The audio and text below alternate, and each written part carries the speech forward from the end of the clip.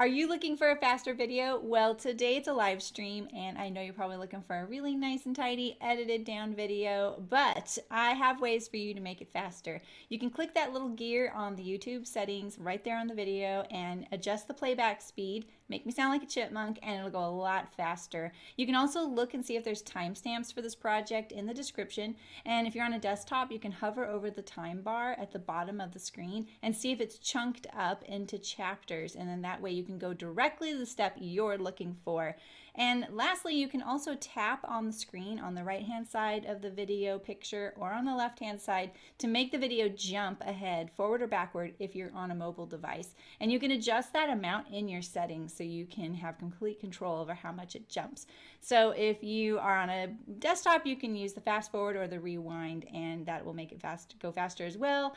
You can also enable subtitles, and the little CC on the screen will enable closed captioning. That way, if I am a little bit harder to understand with that double playback speed, the subtitles might help you out.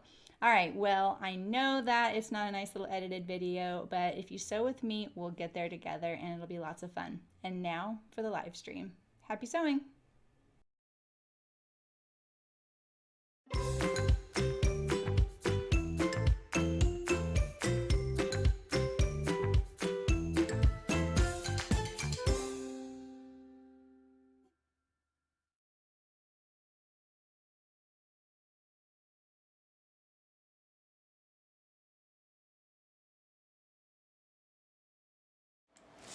Hello! Totally stole that line from Libby.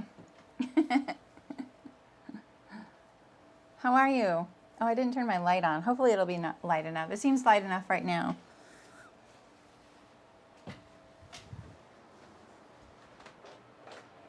Move the fan. It's moving all the stuff.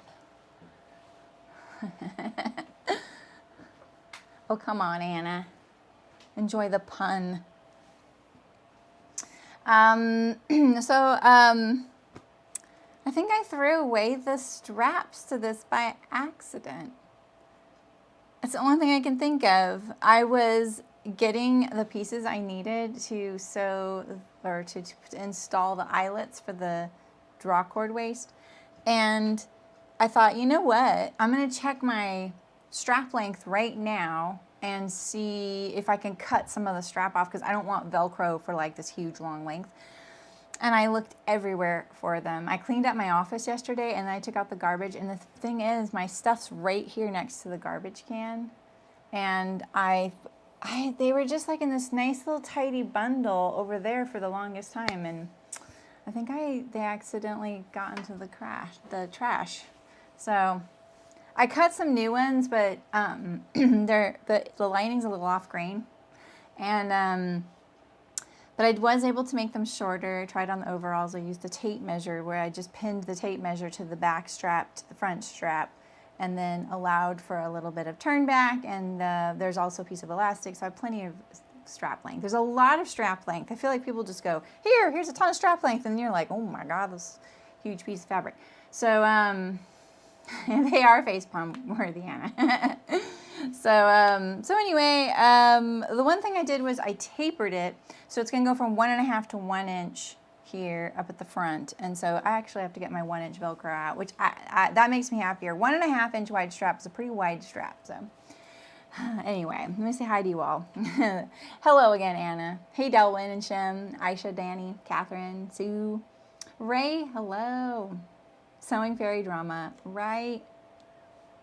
I feel like it's one of the longest things I've had to deal with in sewing is the garbage can being close to my sewing machine. And there are ways to prevent that, but sometimes, you know, it's not really convenient. So, oh well. I didn't have much fabric, so thankfully I didn't need as much strap. So, I remember I had that long piece set aside to cut the strap, then I used another spot on the fabric, so I still had that long piece. So I'm really glad I had that. But anyway, they're looking really good. I'm pretty excited about them. This is the back bib and the front bib, and this is the pants. I will say they seem very long-waisted.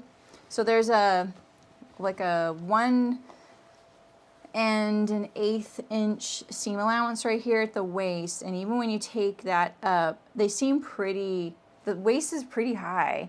Even though it's gonna like draw a cord in and go a little bit, I think I might trim off like 3/4 of an inch off the top of the pant and then put the bib on. So I think that'll be enough. The garbage can needs this spot, yes. Yes, so, but there was stuff flying the other day, you know, when I was sewing. Oh well. All right, so I'm gonna trim this off. And then the next thing I'm gonna do is install the eyelets for the draw cord that goes around the waist right here. And I marked them and they're already kind of disappearing. So let's mark them again. This will last longer. This little like a soapstone pencil thingy. I also noticed that the bib pocket goes on with the angles at the top. I would have totally put that in upside down like a noob. So I'm glad I just kind of happened to pay attention. Maybe I'll take this over to the ironing board, trim it there, because I'm also going to iron on the interfacing for this piece here for the eyelets. So I just got a little piece.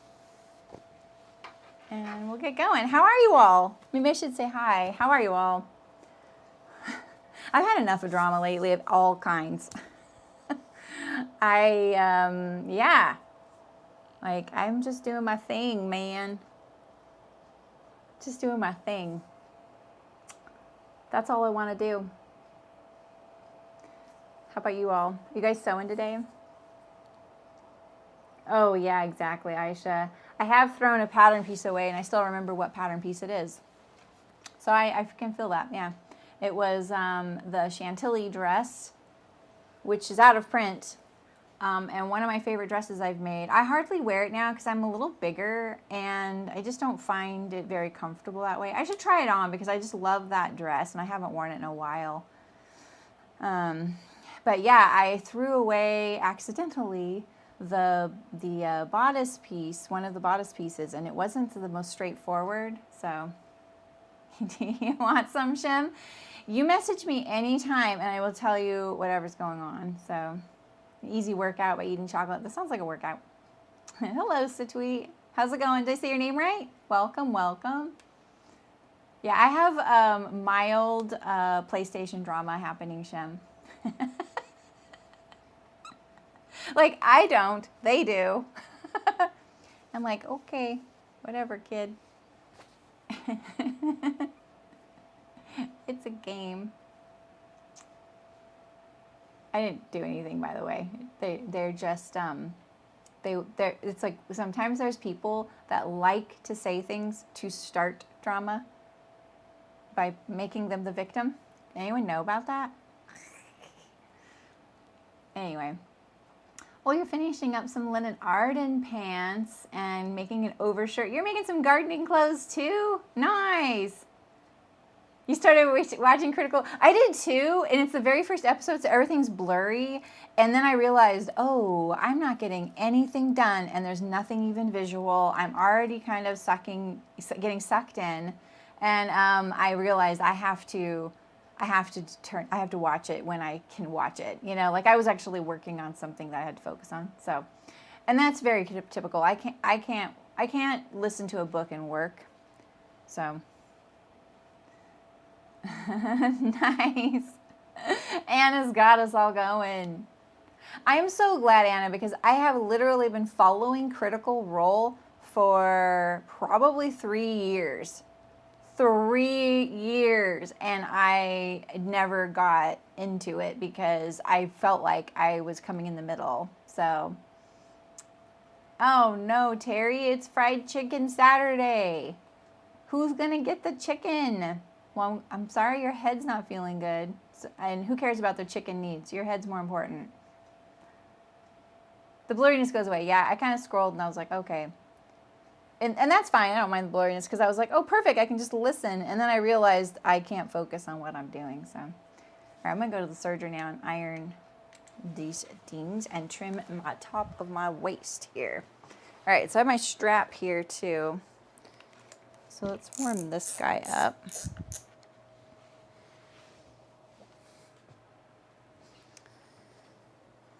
So I'm going to interface this piece here.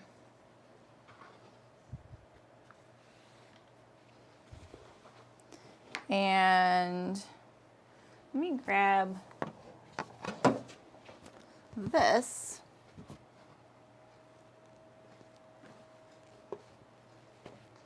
I have watched Anna. And that's the thing is like, I love what I see, but I don't understand what I hear. You know what I mean? I've been watching since before Laura Bailey was in Last of Us 2. So I've been watching a long time. I didn't even see that coming.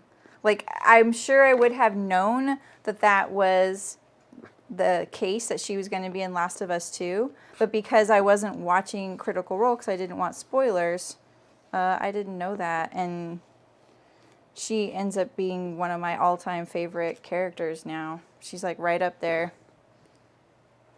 Like forever and ever. They want Mexican Day. Okay. They can handle that, right?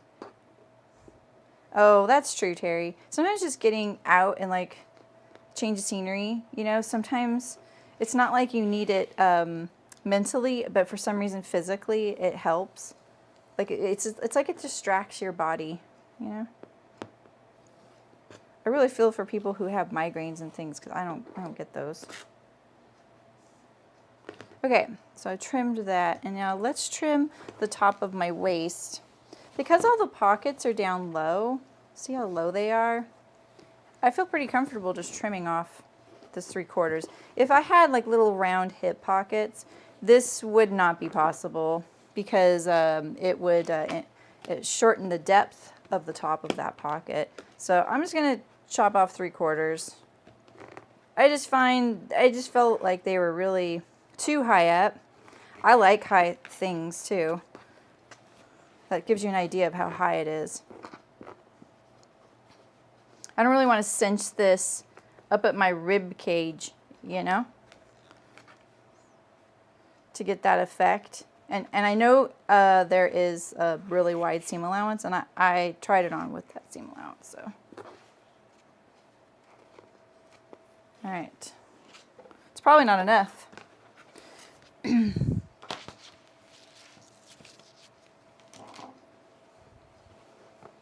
Oh, I heard about that, Anna.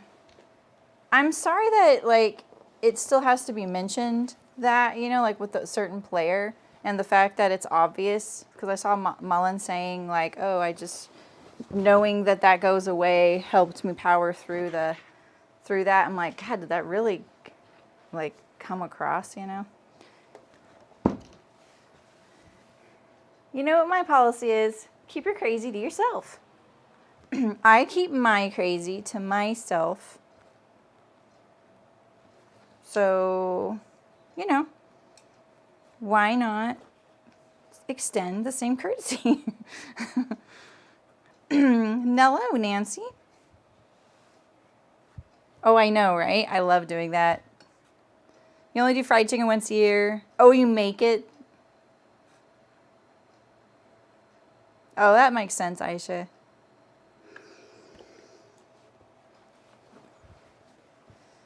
See, the soapstone doesn't disappear with the iron. All right, so we have our little bib ready for eyelets. That I promise I won't make them uneven like that. And now let's just iron this interfacing here. I don't actually like ironing on the interfacing side, so. So if you missed it at the beginning, I accidentally threw away my straps. And I was trying to figure out how long they needed to be before I added Velcro. Because I'm going to do a Velcro strap instead of hardware.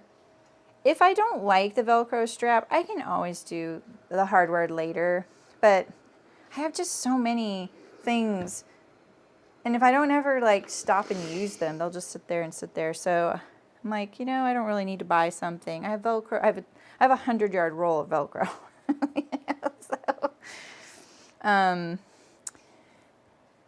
But I can't believe I accidentally lost the straps But then what I did was I pinned my bib to the pants, and then I pinned a tape measure to the back bib, put the overalls on, pulled the tape measure to the front, folded it back on itself as if it was Velcroed, and that's the measurement I used. So it also doesn't take into account that there is a chunk of elastic here, and when the strap goes through something to Velcro back on itself, that also brings it about an inch away from the garment. So this is still a little longer than it needs to be, and it's a lot shorter than the pattern piece. So I highly recommend checking the length of the strap, because you don't really need a strap that is going on for miles, you know? You know what I mean.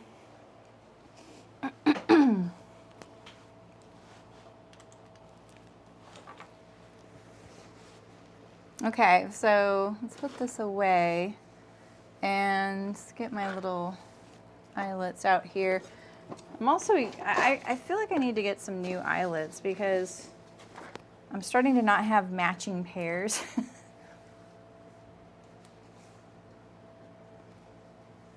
Alright, so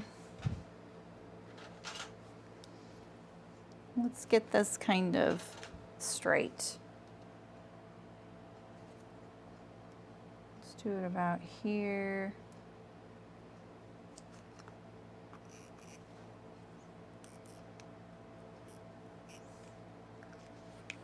Eyelets are pretty easy. Let's just hope this goes well because I am using two different ones. So I need this little anvil, and it has that little raised center. So if you have multiple things in your stash like I do for different hardware and you're like, I don't know what goes to what anymore, this one here goes to the eyelet because the eyelet's gonna sit around that little island there, right? And then you need, there's only two pieces, and one of them will be taller, the post on the center. So this is your top eyelet, the one that faces out to the world, and then this is the one that goes against your body. If you're wearing it, obviously. If it's like a canvas tarp or something, that's different. All right, so I have a die to cut a perfect hole there to kind of get it going, but I'm not going to use that. I'm just going to cut a little, like a plus sign. So when I do this, start off smaller. Do not make the hole the same size as the hole of your eyelet. You want it to stretch a little bit because the thing is, if it gets too big, you cannot fix it. Like, you know me, I'm like, oh, there's a solution for everything. Well, there's not for that. So don't come crying to me. No, I'm just teasing. So I'm just gonna kind of cut in here a little bit. You don't want it really tight because you don't want it to be, you know, wrinkling around the eyelet when you have it on there. So this is definitely too small, but let's just start looking at it. See, I have that cut there, and I can kind of wiggle it, you know, over that post. And so let's just make it a tad bigger. Just a little bit. I do like the die, and the die is like basically a circle that cuts a circular hole when I just tamp it with the hammer onto the fabric. I like that thing. I got it for setting snaps. So there we go, right? But not everybody has that, so I just show you don't need it. It just came with the kit I bought, and the price difference was pretty small, and I needed the hardware for that particular snap set, and the dies came with it. Oh, I remember. It was from Maker's Fabric, and she had a bunch of dies that were not pretty.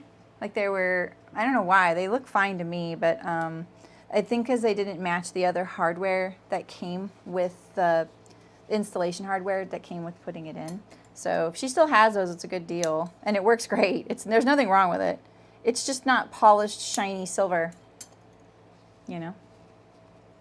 Yeah, it's kind of a purpley denim that Libby gave me. She said, you know, I have all these fabrics that I'm not going to use, and I know you need stuff for samples and stuff like that, and so she let me go through a few things. This is a little too tight. So it's the exact same denim I used on the Dawn jeans, but in kind of like a wine, more red than wine. So yeah. Okay, so let's just get it on there. That feels pretty good. Oh, I lost the other one. Here it is, okay. All right, so we're ready. What's my backup plan if this doesn't go well? I would probably turn this into a buttonhole. I love how you never are asking me that, but I'm asking myself that all the time. What's my backup plan? Okay, so this little pad here is just to protect my machine because look, that is exactly the imprint of the dye I used that I was just telling you about. Right there on my table. It almost made me cry. It was a brand new machine. All right, so, and you can see all these little holes. That is from using that dye. It's that sharp that it went through. Something like 8 layers of stiffener. All right, so I'm gonna put the shorter side over it. And it might be a little like boingy because of the fabric. I'm just checking the colors of these because I'm just making sure. I think this one goes with this one. Yeah, this one goes with this one. And then this is the little tool you need. It's the one with the little rounded ball at the end. It's a post. Oh, cool, Aisha. All right, so I'm about to whack it with the hammer, just to, if you want to turn down your volume. It's feeling a little unstable, like on the pad, so I'm just trying to make sure.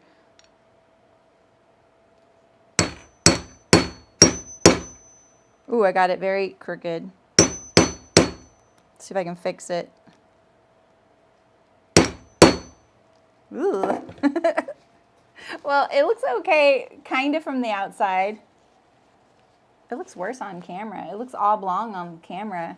You really can pick up different things on the camera. It is a little bit like it kind of went smush to one side, but it feels pretty sturdy for this. These are definitely not high quality eyelets. I'm going to try and just mash it on this side, but I don't know if it'll work. All right, let's do this one. That's why I'm saying I really need to just buy some more eyelets because these are the last 2 I have, and I feel like they're 25 years old. Might be time to get a little bit of an upgrade. Oof.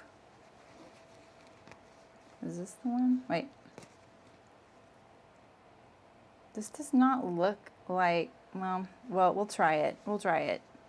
This is all I have, so we're kind of stuck. The other backup plan is trying to remove it without hurting the fabric and then, you know, replacing it with a different one. But eyelets are actually pretty permanent.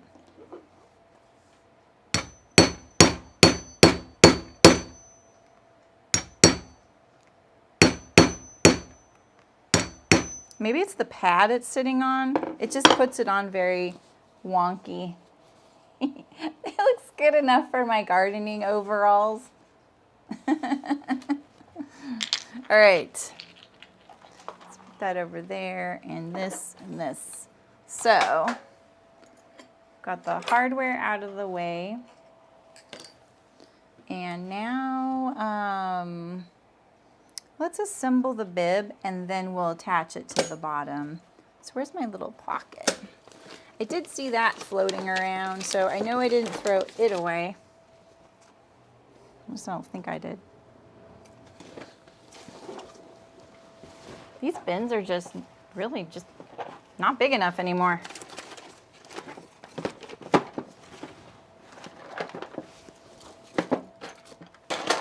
Okay, here's my pocket. So this pocket goes on like this, interestingly enough. So do you do this? Otherwise it'll flop. Yeah, it's for the draw cord. Oh, okay, Nancy. There were a couple in the new pattern release show yesterday in the Ask a Sewi question show. And they're on the Pinterest board. Oh, sorry, I swacked the microphone. So if you wanted to look at the Pinterest board, I felt like there were 2 sheath style dresses in there if you wanted to check it out. I want to see, how are they doing this bib pocket?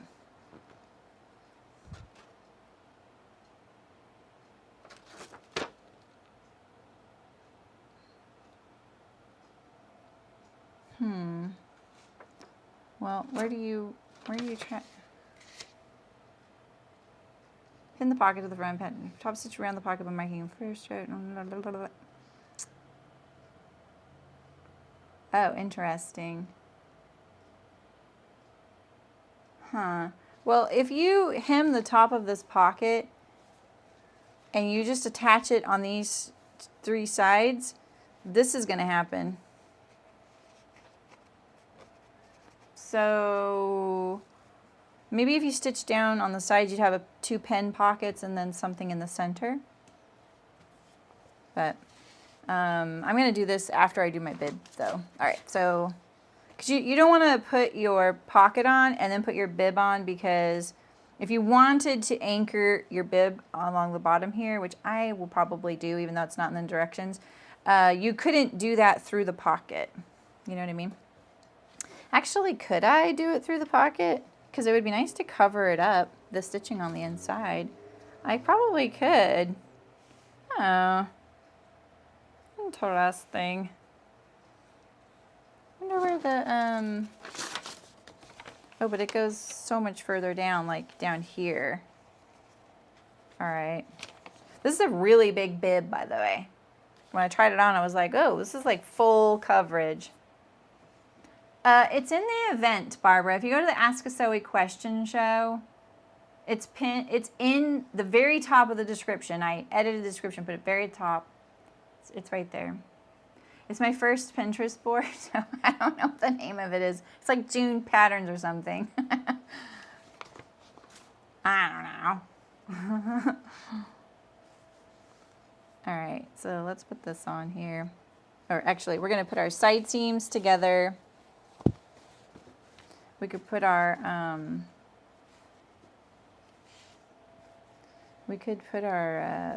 label on too. This is 3/8 inch seams, huh? That is so weird.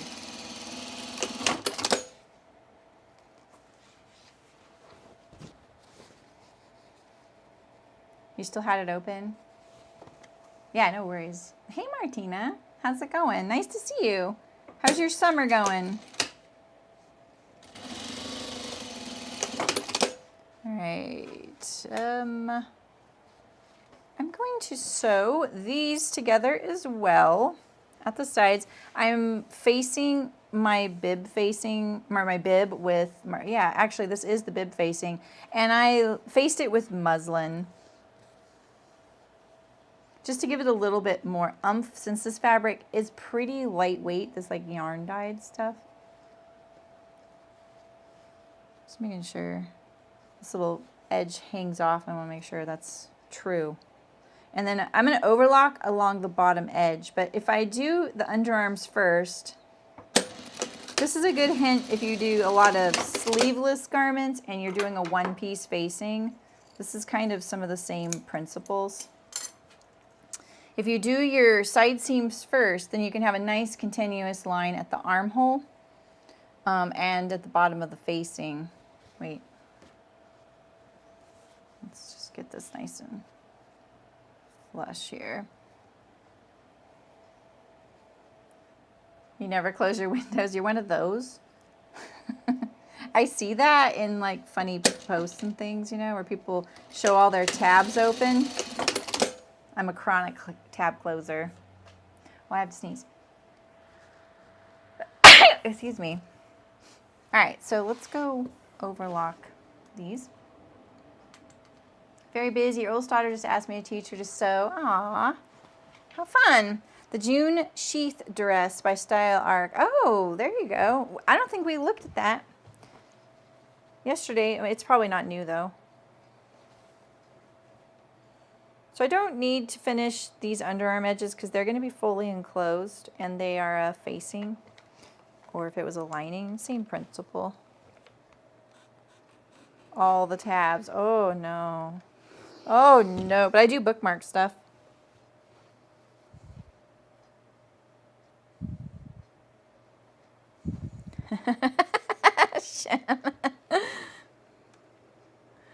Oh my gosh.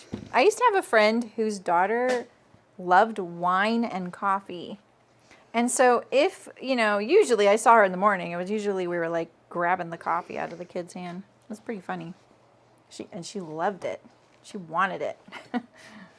It wasn't like a thing. Oh, I don't want to push this open. It wasn't like she was trying to get attention, like to be funny, like she loved our reaction. She could care less. She wanted it. All right, so I have the front side up.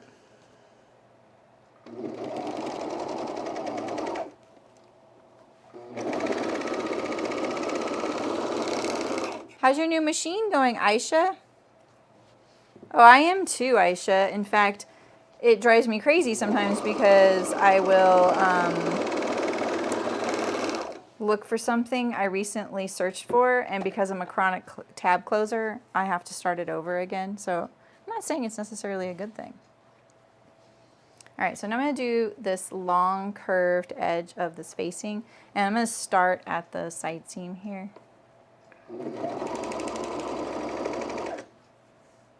So you want to make sure this is all nice and flat.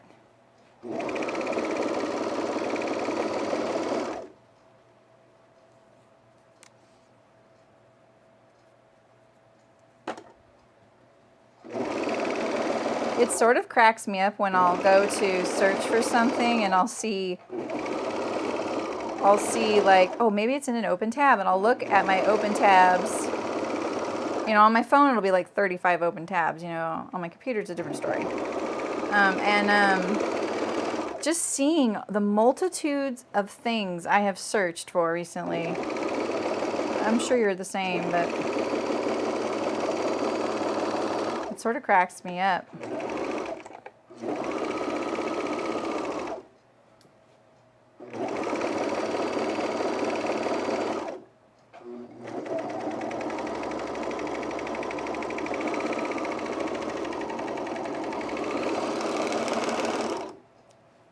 All right.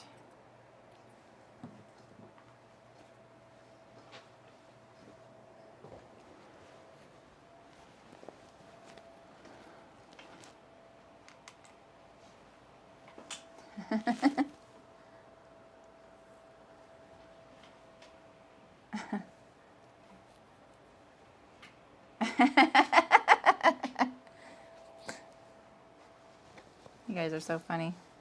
I think I'm gonna top stitch the side seam down just to make it flatter. Make it a little more comfortable.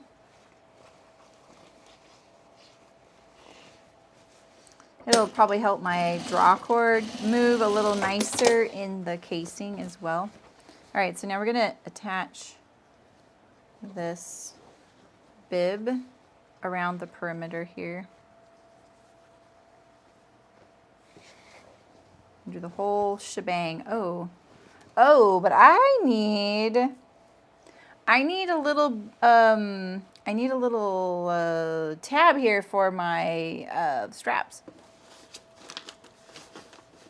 And please don't tell me I've lost my new straps again, too. Here they are. So let's just make, let's see, maybe I can make this work. Let me see here. So let's think about my strap here. All right, so let's lay this on here just so that it's ready.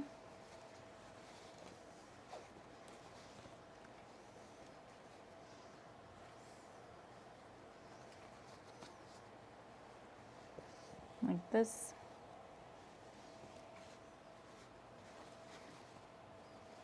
All right, and so let's talk about the strap. So I'm gonna have it taper from 1.5 to 1. It's gonna be a little funky, I can tell.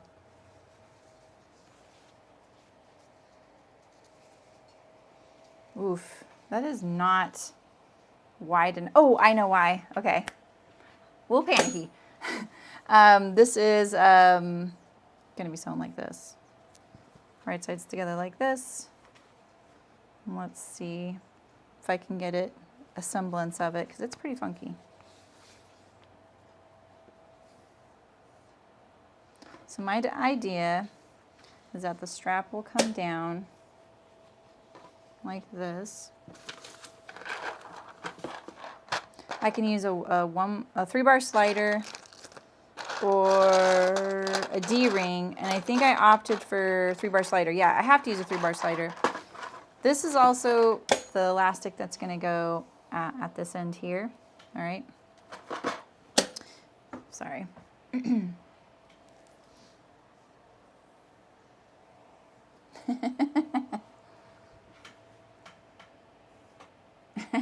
Yeah, that's awesome, Aisha. The ones that email you, hey, you forgot something. You haven't had time to play with your new machine? Oh, yeah. I feel like sometimes that happens. I'll get something new and I'm so excited, but I just don't want to do it in bits and pieces. I want to like fully focus on it. I got my casters for my pant form yesterday, or my pant form stand, and I did one key thing to the pant form to make it be my body, because in the middle, like, picture you're looking at the top of the pant form, you're looking down into the guts, right, of the pant form, right, and there's the 2 legs and then the torso. So when you sew this thing together, there's this big support piece of fabric that tethers the front to the back, right in the middle. So you have this oval with this bisected support panel.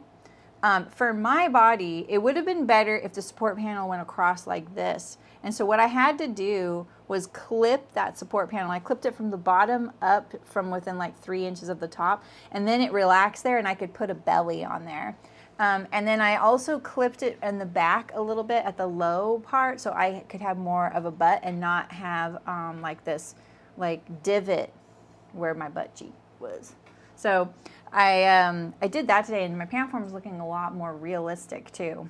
So, and I'm already playing around with like filming some videos on it and stuff. Well, I'm hoping to. We'll see. We're having burgers after the stream today, so I may focus on that. Okay, so here's my idea. So my strap's gonna come down, right? And it's gonna go through here. And maybe it actually will go like this, through here like this. And then it'll Velcro back on itself like that. But I need something to tether this to the bib here, right? So, you did? Oh, that's cool. So it just needs to be a little short thing. Like usually, I feel like 2 by 2 is usually the thing we would use, 2 inches by 2 inches. But I don't know if that's the right measurement. So, if I need this to be 1 inch wide finished, I need I mean, honestly, maybe what I'll do is, well, I don't have a big enough piece. Never mind. Well, maybe I do if I have 2 of them.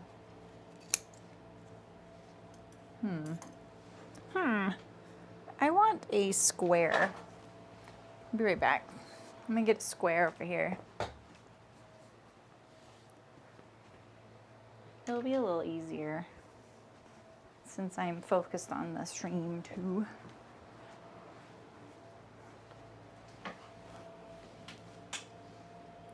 I only need it to go, you know, like up to, I need my seam allowance. I just need to go up to the bib. So it really can just be like 2 inches tall. And if I made it 4 inches wide, if I have it, and I do. Okay, good. That's what I'm going to do. This way I don't have to turn this right side out.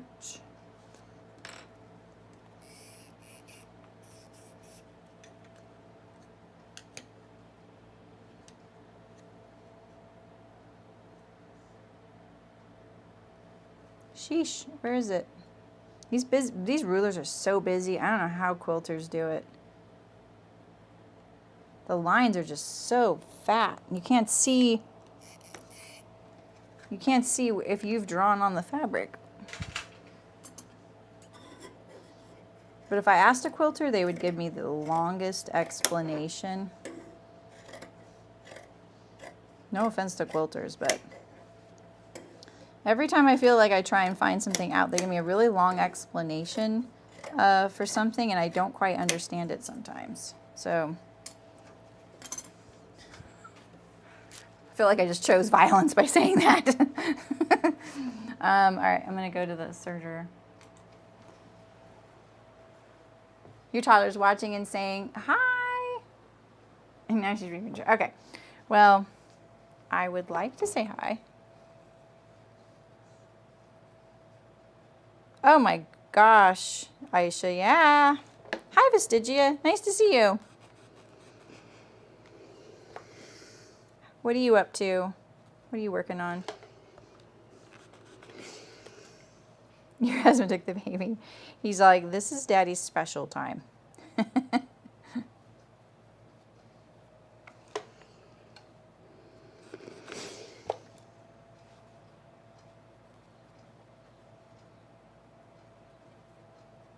Okay.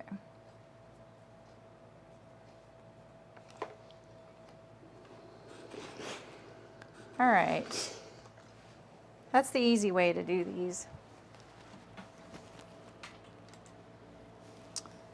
And now I'm just going to stitch along sides. And something like this, I always start at the same end, you know. Should I do a double row? It's so narrow, you know. I'll probably do a double row on the strap, so maybe I will. It'll also make it a little flatter.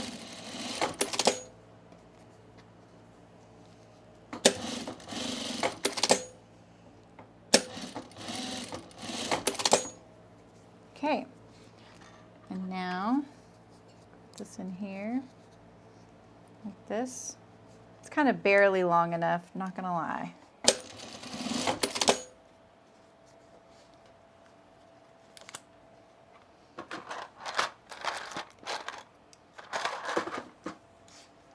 So we could do we could have done a D-ring, but my worry with D-rings is that all of the strap will slide to one end. And that's just so annoying, you know, when that happens. I sort of want to untack that one and see if I got all the threads to the edge, because I didn't. Make sure. Yeah, see, here's one here. Yeah, maybe I will take that apart and just make sure I get all those back stitches towards the raw edges.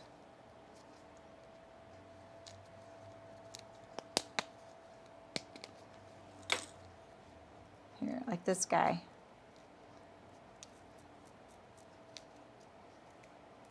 I'm using that top stitch thread, so it does tend to be a little messier, you know, on the underside.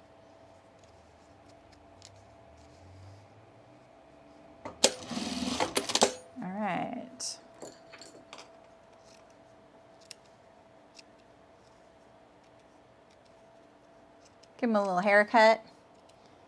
Remember the Play-Doh toy where you'd put the little guy in the barber stand and you'd like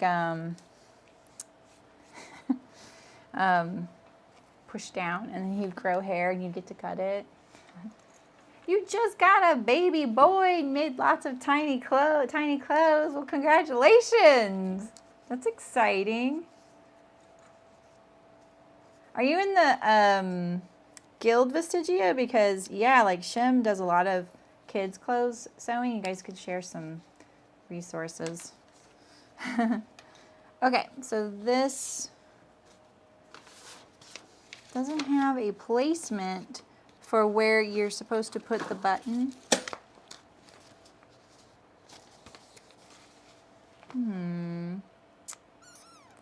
Remove straps if necessary. When you like the length of strap, fold the raw edge, blah, blah, blah. Install the suspender hardware buckles.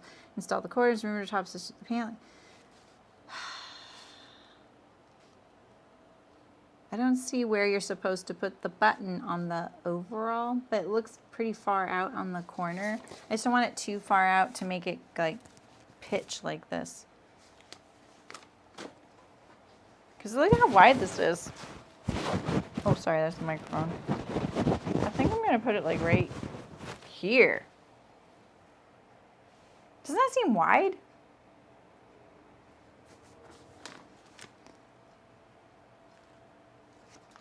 I think that seems really wide.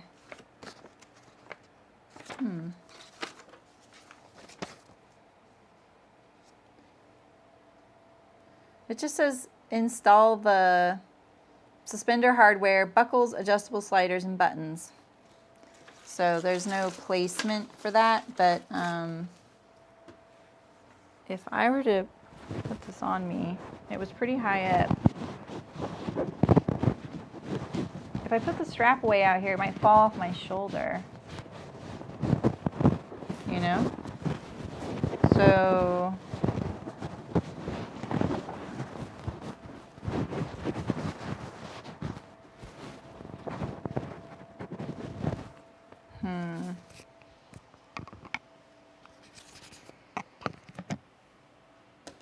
oh yeah, no worries, Vestigia. You don't have to.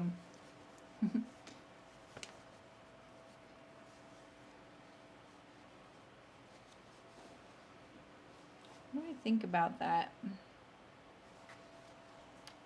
Because like that's the crook of my arm. Maybe I'll trim this down a little bit.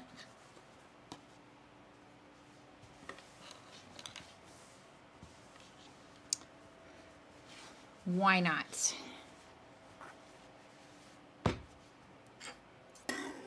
We're just going for it. Adventures in sewing.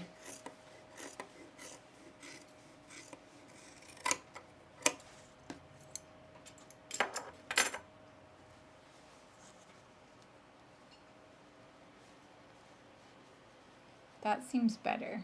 Okay. So let's put this here. And we want this like this out, like this. So it's nice when you can line up your straps like this to the seam line right here, but I'm gonna warn you, it's really hard to sew on this kind of thickness next to that edge. So sometimes just being like a ½ inch away or something will be easier, unless you have a really good machine that will deal with the uneven thicknesses. So that's my tip. I can give it a shot, but my machine isn't gonna like it either. It's just like there's hardware right there, you know, so my presser foot can't go on top of this right here. So actually I'm not gonna do that. I'm gonna push it away a little bit right there. And maybe what I could do is sew this seam first. That's what I'll do. If I sew the seam first like this, like that, and then we'll sew this one first as well, just the armhole seam.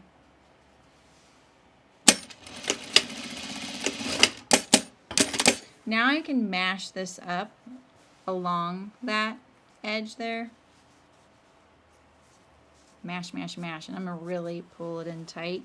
And now I'm gonna go across. Very, very carefully.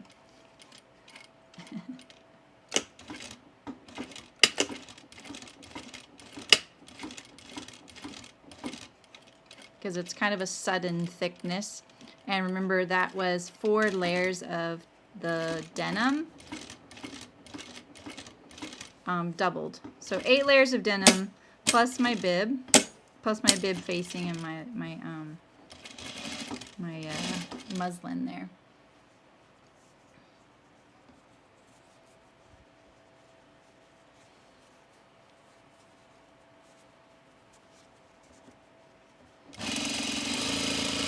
Okay, here we go.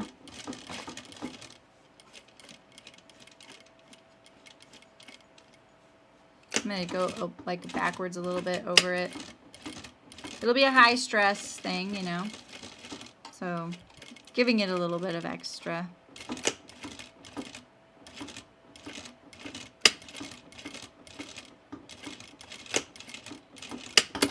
Okay. I have a little tuck right there, but I'm kind of hoping I can get rid of it, just kind of finesse it a little bit. Oh, I have some, oh no, they're not skip stitches, never mind. Let's see if I come at it from this direction. We'll just pluck that out.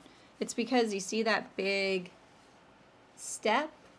So it's very common to get tucks like that. So I'm going to try it from this side and see if I can kind of get rid of it. That's not even like, oh, you can't see it. Oh, can you see? It's just like a little bit of a wrinkle. It's not even a tuck. So might be worse on the other side. We'll see. All right, so let's go around the whole thing. Oh, but we need to put our strap. We need to put our strap together because we need the elastic in here. You gotta do these things. Oh, I'm sorry. You guys didn't tell me that I've been sewing with a microphone on there. Does that bug you? Sorry.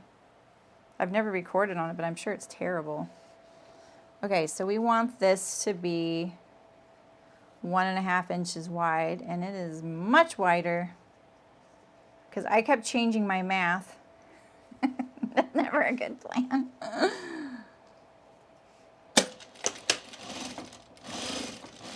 They have you just attach this raw edges together. Well, I'm not gonna do that, so I want this to be in there. So I'm gonna pull it over a little bit just to get it out of the way of the seam. And then I want this to be 1 inch wide down here. It has to go through my hardware with the Velcro on it, so it's gonna be a little bit stiff.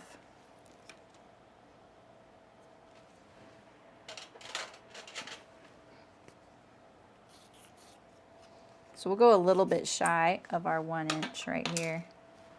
And I'm just gonna aim for that, like this.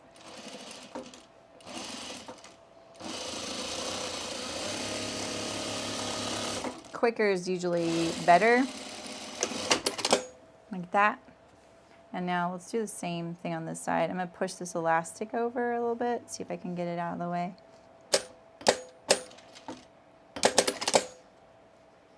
You want to be right next to it.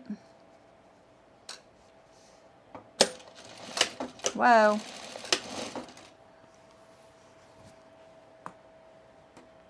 Oh, that's awesome, Terry. I was a little worried about that piece of plastic because I don't know if you can see, but it has like a little curve to it on the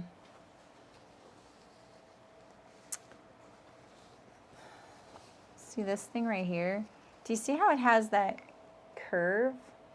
So it was like when it was laying there, it was kind of like rocking. You know what I mean? Okay, I'm gonna pull this corner right here to keep it from torquing.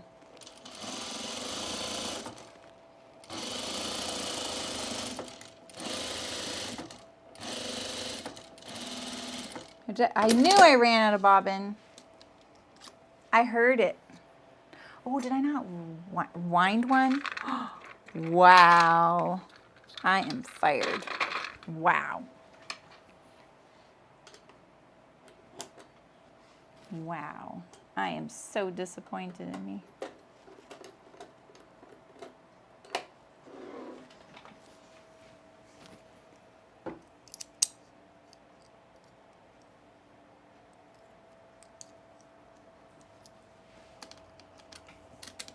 Okay.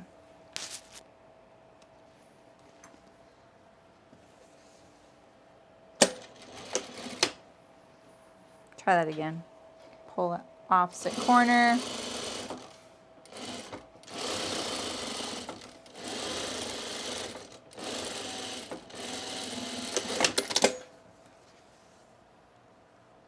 That looks pretty good.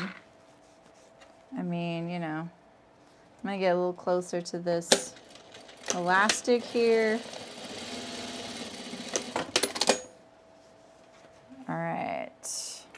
going to trim this down. Let's turn one and see what we think before we make the other one.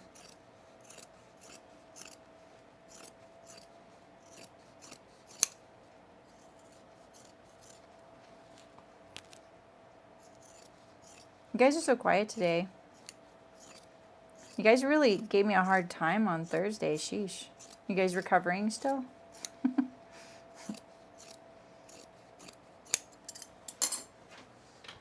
I was telling my husband all about Elena's coffee, her water boiler, and he was like, oh yeah, I've seen people have boiling water come out in a little tap next to their faucet. I'm like, what? I want that. I have hot water here because I have a hot water like dispenser, and it is really convenient. I don't know if I do brew coffee with it. Okay, so this is going to be tricky because I don't want to grab the fabric, the lining of the strap. I'm trying to grab trying to grab the elastic.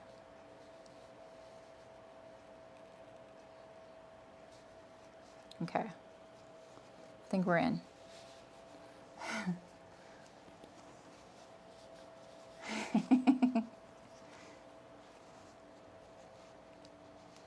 I knew that'd get you a reaction, Aisha. You fell for it. Oh, nice, Nancy.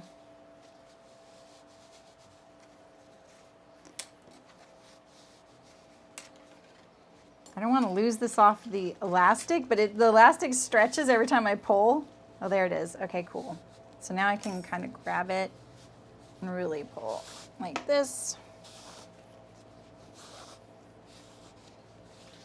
Yeah, that's what it was called, Aisha. Yeah, me too.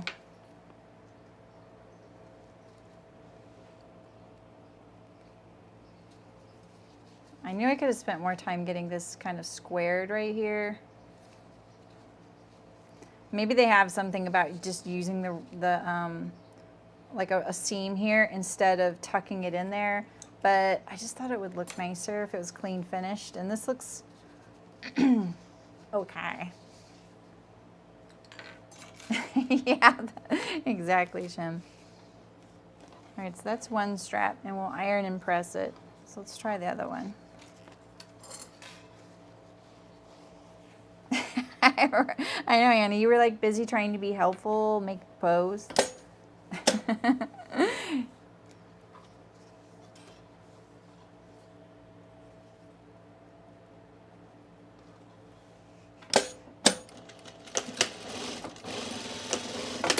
Okay. Let's make that little crease right there. And then let's mark our 1 inch down here.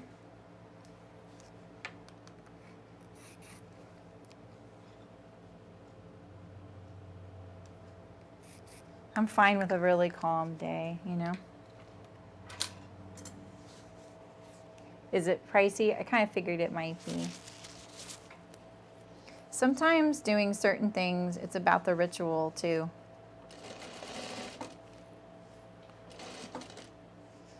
I am really excited. We got really good news yesterday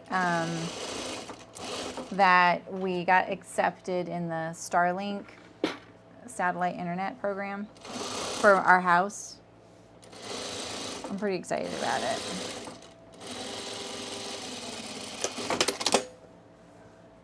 My husband was like, well, I didn't say yes yet. I'm like, why?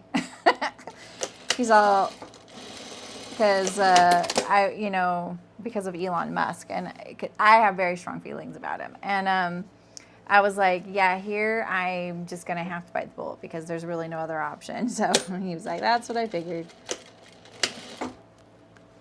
Oh, hey, Eliza. Ooh, that's exciting. You're finalizing your first successful hack. What do you mean first successful hack? You've had lots of good hacks, haven't you? You're waiting for the amazing SBS that shows doesn't turn anything and have it look good. Guild of Online. Yes, exactly. Wait, let me read things. As I rewatched, I was reminded of a web series called The Guild. Has anyone seen that? I haven't seen it. It was created by Felicia Day before she created Geek and Sundry, which she then got Critical Role started on. Oh, interesting.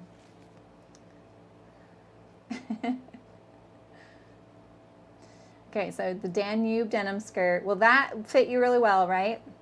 For bottom, and a sleeveless button up for the top. I like to wear that combo. Oh, yeah. Oh, yeah, totally. Just remember to account for the overlap.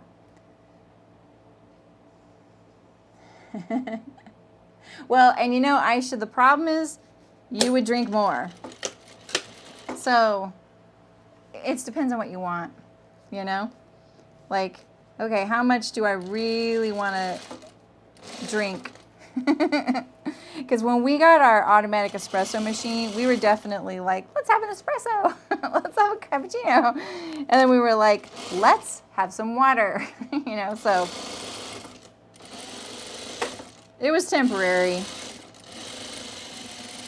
I was definitely over caffeinated for a few weeks there.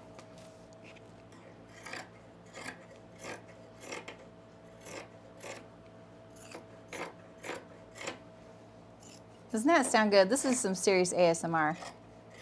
Wait, right here. Right here. Wait, where is it? We need to find the sweet spot for the good cutting noise on here. It's like right here. Ooh.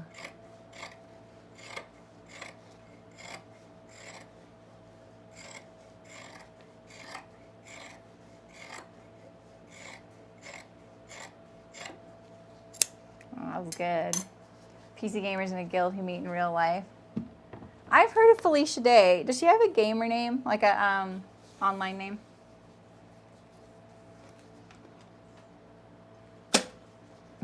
So true, Shem. Oh, yeah. Yeah, my husband does have a little pod machine. And I think it's an espresso. The company takes the little pods and makes them into things like bike frames. That's what he's always quoting that one. So you can send back the little pods. I feel like that is so easy. Sometimes I'm like, oh, this is just a little too easy, you know? But it is kind of cool that you can get like different things, you know?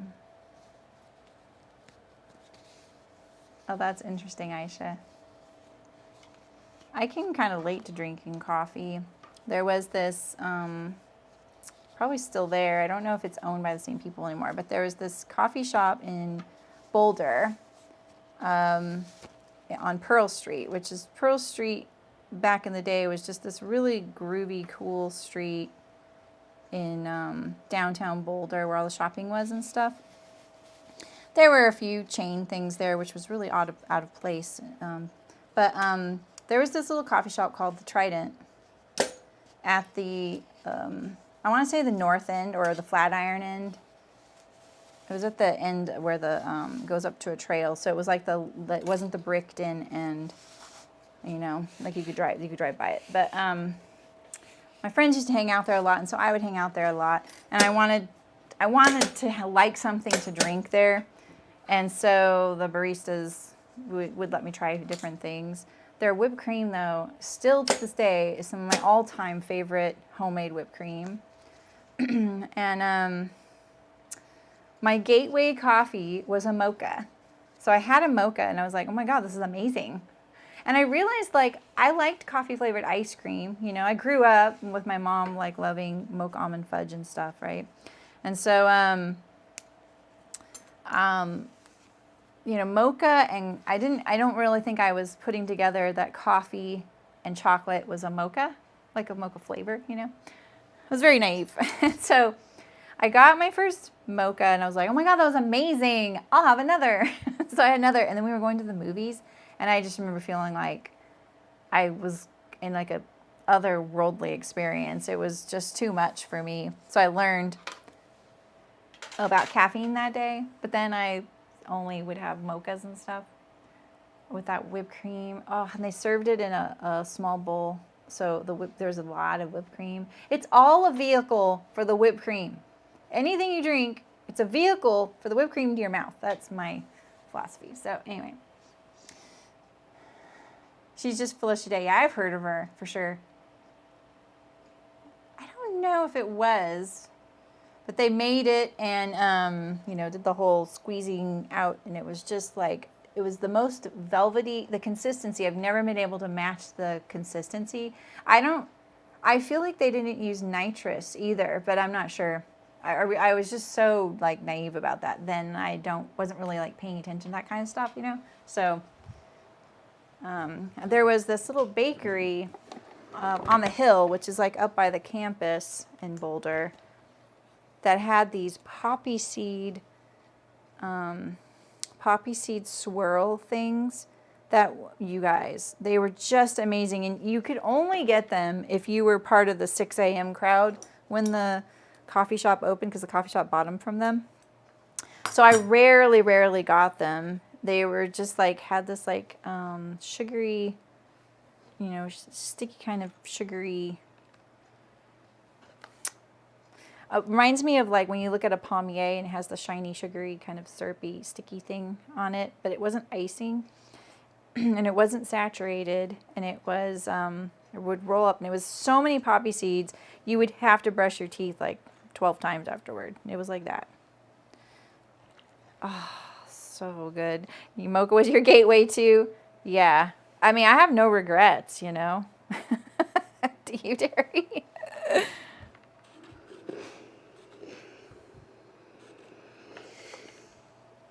Oh, wow, Aisha. Hey, Missy, how's it going? We're talking a little bit about coffee again.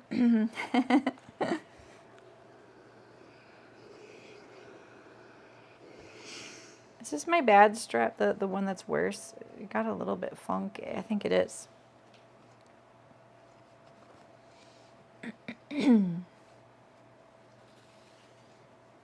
I've also been on jasmine green tea kicks, and I get the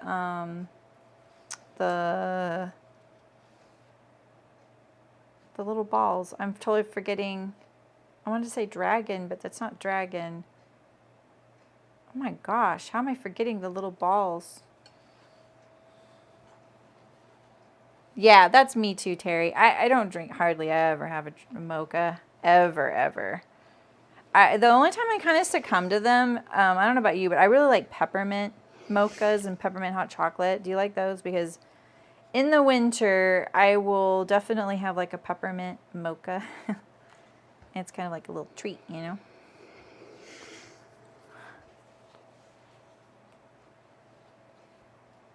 Your gateway was the blended sugary.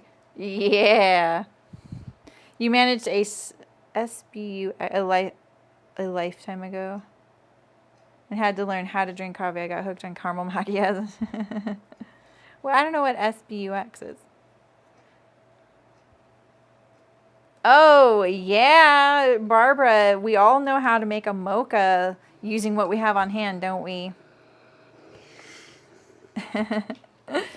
Yeah, I mean, you know, necessity breeds creativity. Oh, Starbucks. Oh, thank you.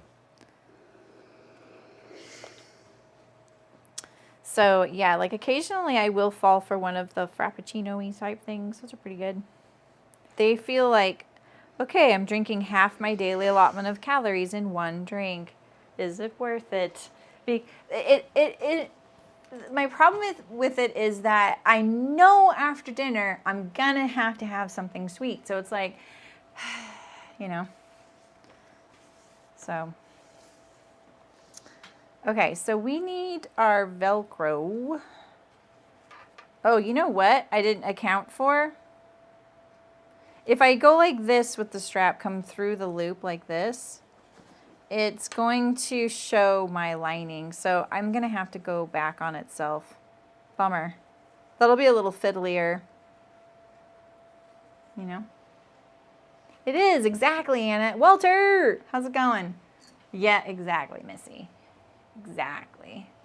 So I just noticed that Starbucks, my drink there, if I get anything there, is usually pink drink, which is a strawberry refresher with coconut water in it. It's really good. It's less than, I think it's less than 100 calories too, which is great. I'm not like a big calorie counter, you guys, but I definitely pay attention to serving sizes and things like that when it comes to extra things to eat, because I have a big sweet tooth and I want to eat those things. I don't want to stop. So that's my like consolation. I don't know. So, but right now I saw they have something called a paradise drink, and it's like pineapple guava. They have a refresher of it, and then they also have one with coconut milk, not coconut water. So I'm a little like, coconut milk. Yeah, the pink drink is so good. It's a little sweet sometimes, but most of the time it's so refreshing. So the Coffee Trader, it's about coffee bean. Oh, interesting. They thought it enhanced their brain power. I mean, a lot of people still think that, you know. But there's also books about how bad it is for you too. No, you are not the only one in the world, Nancy. Maintenance phase, and you'll never probably count calories again. I don't count them. I truly don't. I just pay attention to serving sizes. Because serving sizes, you know, like, I mean, come on. I don't know who came up with the serving size for peanut M&Ms. That's no way one serving. So they just need to decrease the calories in those. That's what I've come to the conclusion of. They just need to change that somehow. I don't know how. Okay, so let me get the 1-inch Velcro. Yeah, I love those salt and vinegar chips too. Boba. I have a texture thing with those tapioca pearls, Martina.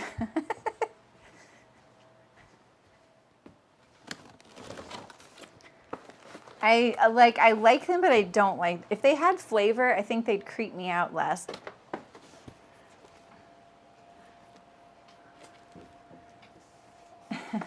Oh wait, what did Danny say, Anna?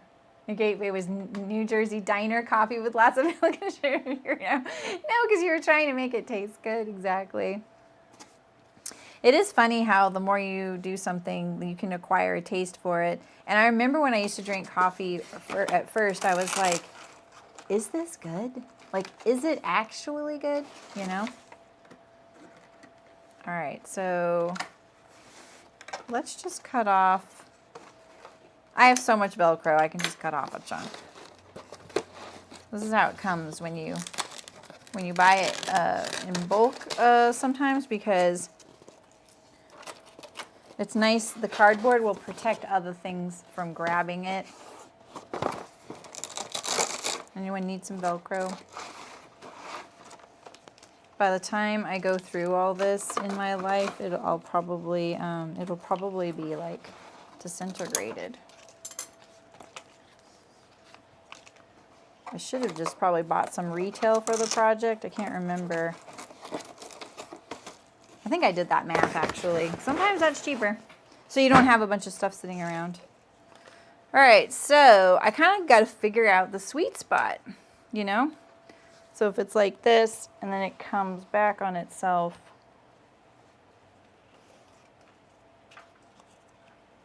you got to kind of figure out the sweet spot. This is too wide.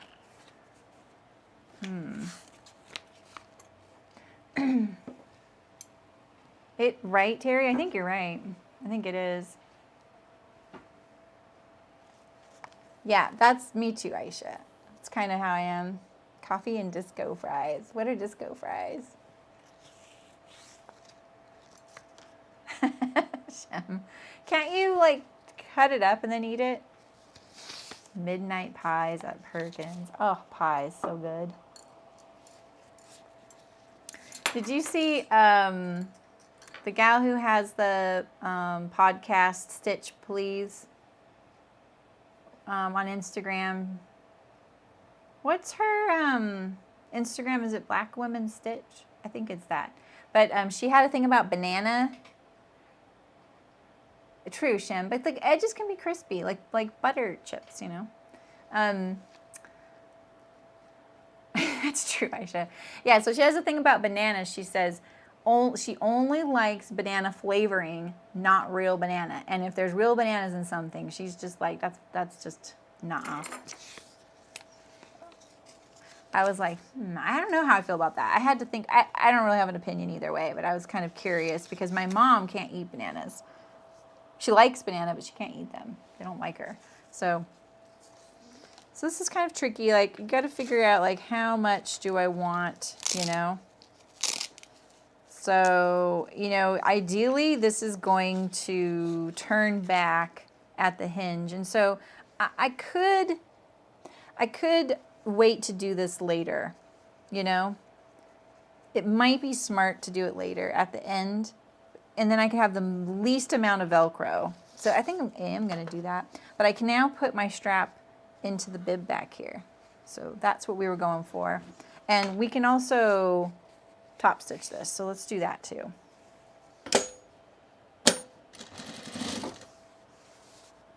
Fried pickles. Thick fries with brown gravy and melted cheese. Oh, yeah, that sounds great.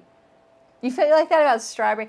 Okay, actually, Terry, you're onto something there because this is kind of a crazy Californian thing to say, but I am not a big fan of strawberries. I love strawberry flavored things, but the problem is when I was a kid, strawberries were sold on the corner everywhere you went because there were strawberry fields everywhere, right? So you could get fresh, ripe strawberries very easily.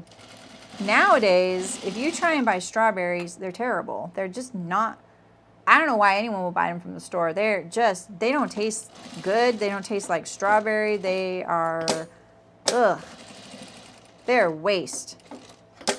It's heartbreaking. So, like, I like strawberry jelly. That's fine, you know. But the sugar, I think, brings out the strawberry flavor. And like strawberry candy, I'm down for that. But salt on coffee. Okay, wait. You can't even stand cream. It tastes like sugar to me. Good thing I have low blood pressure because I salt everything. I put a little salt in my coffee grounds. Oh, seriously?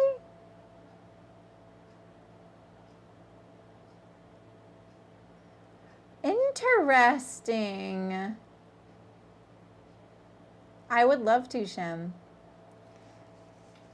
But the thing is, we have strawberries here. We grow a lot of strawberries for the country here. But the problem is now they pick them and they're just not ripe. You have to get them on the corner. It's the only way. Yeah, strawberry food's not.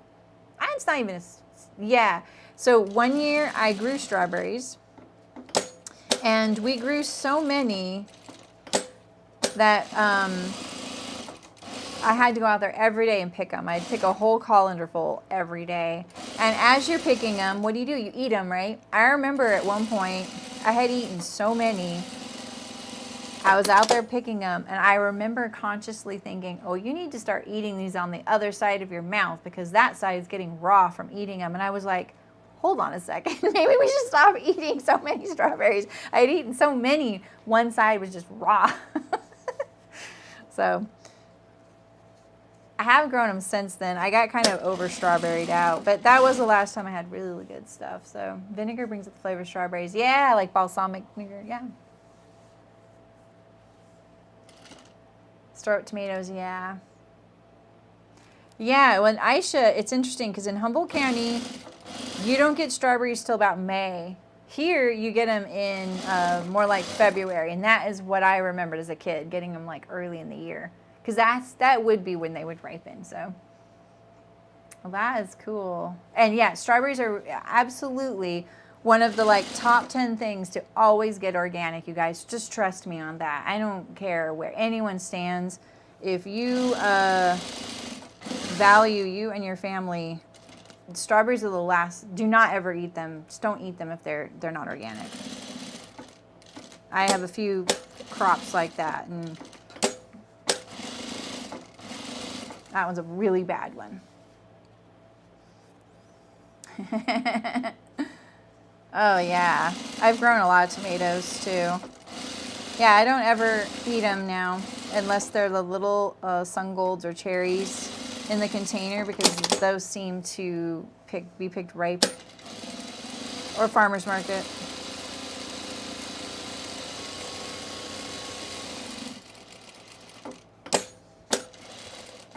I am very aware that my strap is a little funky. Oh no.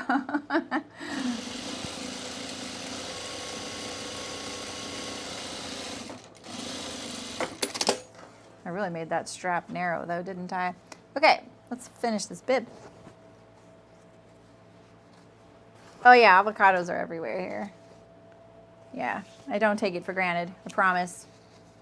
I assure you, definitely not taking it for granted. Yeah, I couldn't believe when I was traveling once in Colorado and they were $5 each. And that was like 25 years ago, and I was like, I didn't even have $5 for this whole grocery visit. I'm not spending that on an avocado. I used to just pick them off the neighbor's tree that hung over our fence, you know?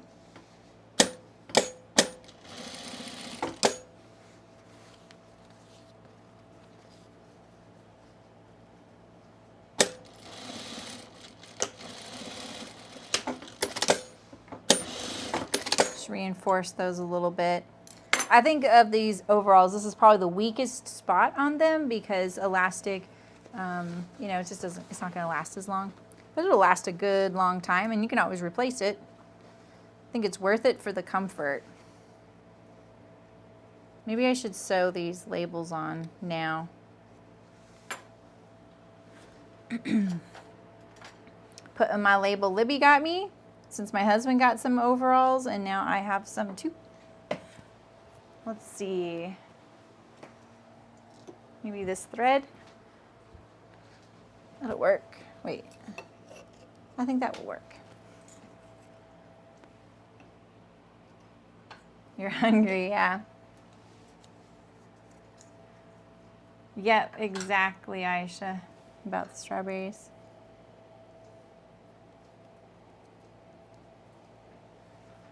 Oh, the Cherokee Purple are really good. You're eating breakfast, Missy. What time zone are you in? You're earlier. Are you one of the 5 a.m. crowd from New Zealand? I saw a couple of them talking. Oh, that was for an event, I think. A 10 a.m. event. Never mind. I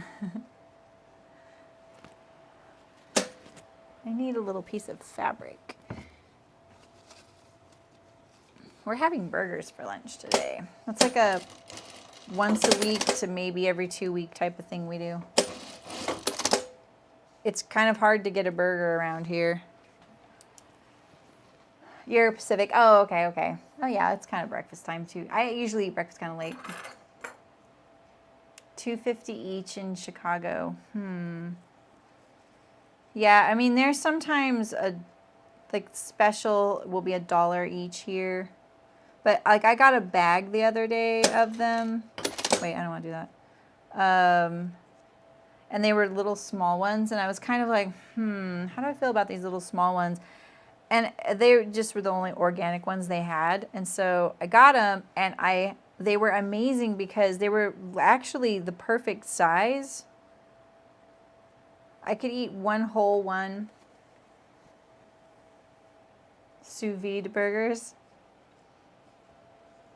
I mean, I think we all have our food things that others are like, you're crazy, you know? I love salty and sweet together, so I'm kind of intrigued by the salt on coffee thing. Not that that was on sweet. I don't put sugar in my coffee in the morning. But I used to have a cousin that would sprinkle salt on his watermelon. Oh, and does anyone eat the, what is it called? Tajin? It's this little tamarind salt, Mexican tamarind salt. And they put it on fruit. I keep meaning to try it. I have it, and I keep forgetting where I put it in this weird spot in the cupboard where I didn't put it there. And I keep forgetting it's there to pull it out and try it on things.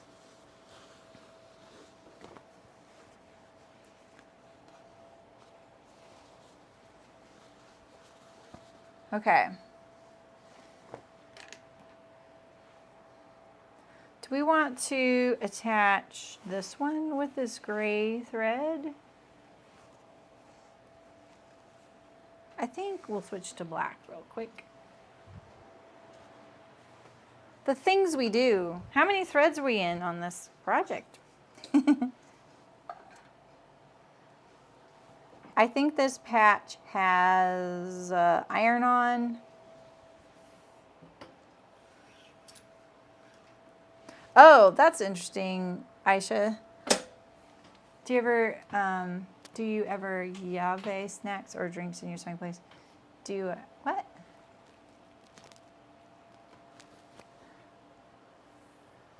I'm not sure what that meant, Shem. Like, do I have snacks here? I usually try and have something here. I don't have any. Do I have? Yeah, sometimes. Today I actually brought some blue corn chips just in case I needed them, but I try not to have a whole lot. But then I regret it too. Oh, this is sticky. Well, that's convenient. I should have stuck this on a while ago. I'm going to put it back here. What do you guys think? Like, is that corny? Well, that is very not sticky. Maybe it is iron-on. It might be an iron-on. It's very not sticky, though.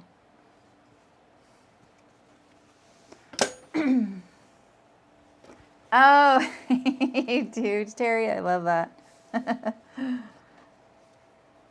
I was very strict about food in my space until I started streaming. And now I just don't have like a separate place to sit here and eat. So I set up my machine and eat. I'm careful and I get rid of everything off the machine when I do it. Now I wipe down, but I never allowed food of any kind on the cutting table because it is very easy not to see residue on that surface, you know.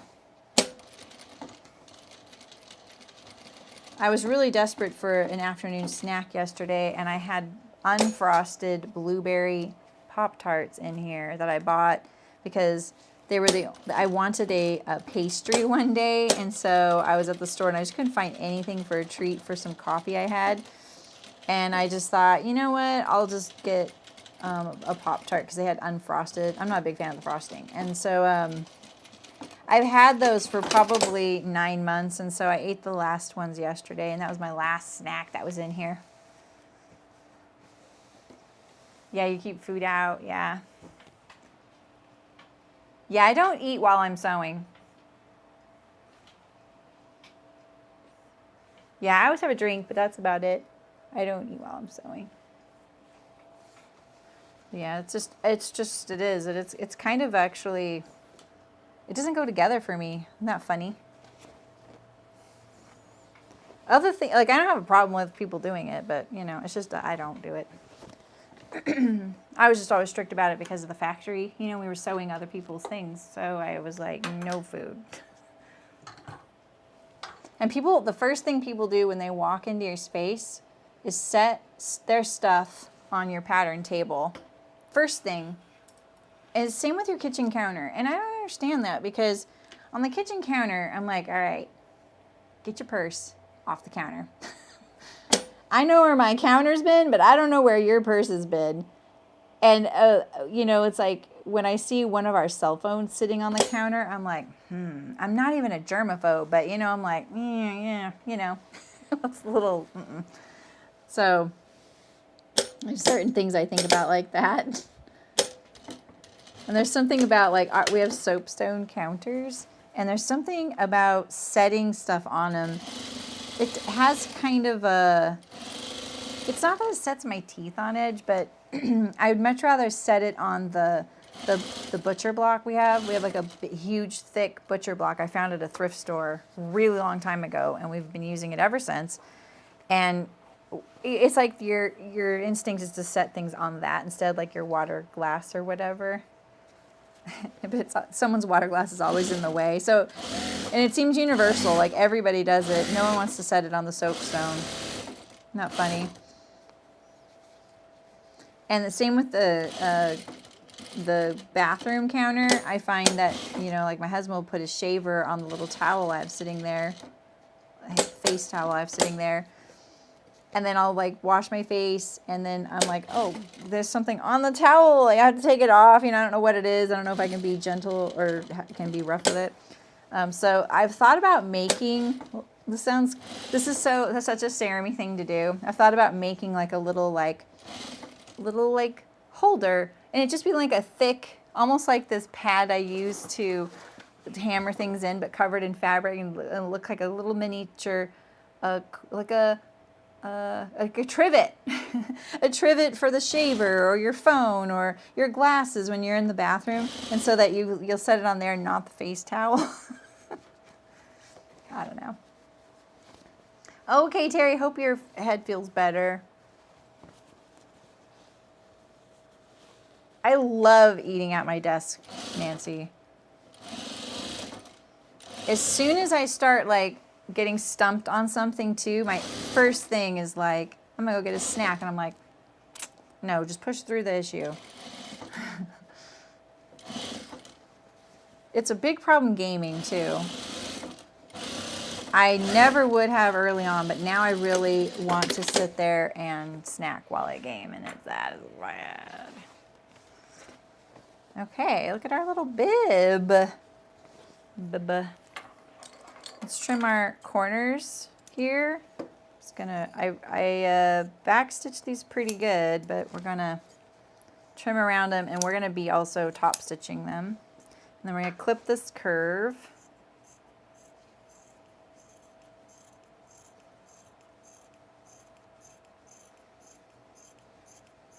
All we have right now left is the waist casing.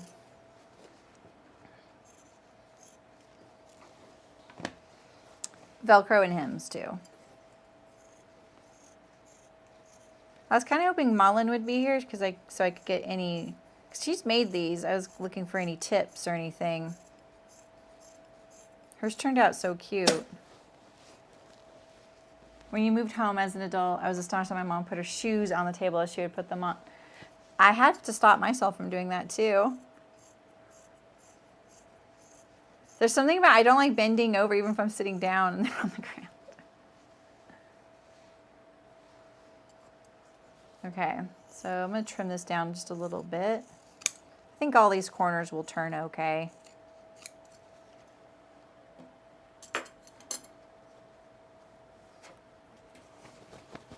All right, let's turn it.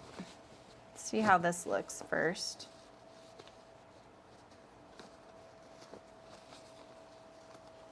Looking pretty cute. You just gotta use that stuff, you know, all the like labels and stuff like that. Otherwise, I don't know, I just make it too precious and I never get around to it and they pile up. And you know, if they do another one this year, I want to be able to decide with a clear conscience if I want to get it again, you know, the advent calendar of labels.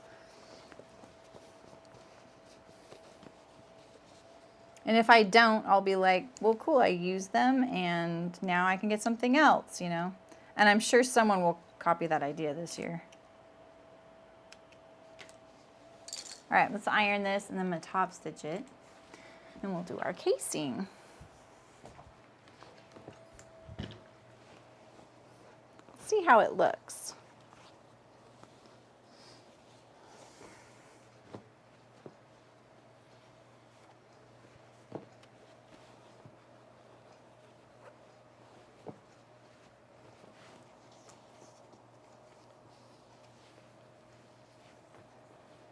Look how cute that looks sticking up there. Oh, I have my bib pocket too.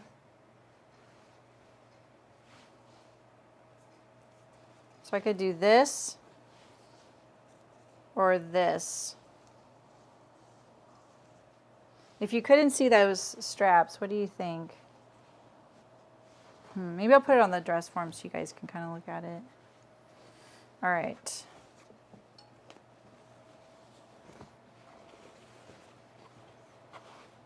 Let's do it like this. I'm gonna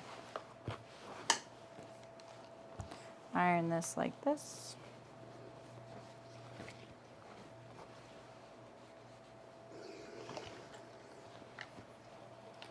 The one thing kind of missing right now in my garden capsule is like t-shirt type things, and I do have t-shirts, so I'm not one to have t-shirts, or I shouldn't say that. I have a ton of them. I'm not one to wear them. You know, like with graphics on them and stuff, and I get them as gifts and stuff. I have a few sewing related ones from like Patchwork Threads. If you haven't heard of them, they do like t-shirts with quilts on them, and they're just kind of cool. So it's more like if you're in a crowd and you see someone else with one of those shirts, you'd be like, I see you. I recognize that quilt pattern. They're just simple, you know. But you know, I have like Harry Potter shirts I never wear.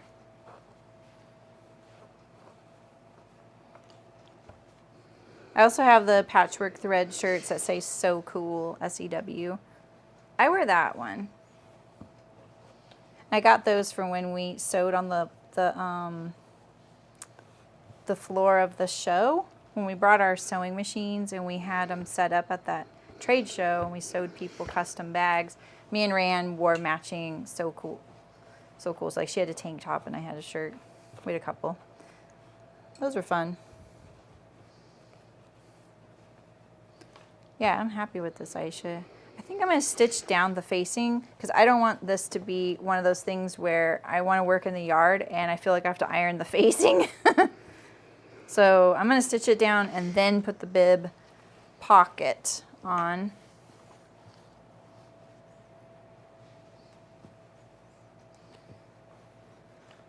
And I'm making a shirt next week, but I was thinking of it more like an overshirt to throw on over whatever I'm wearing if I just need some sun protection.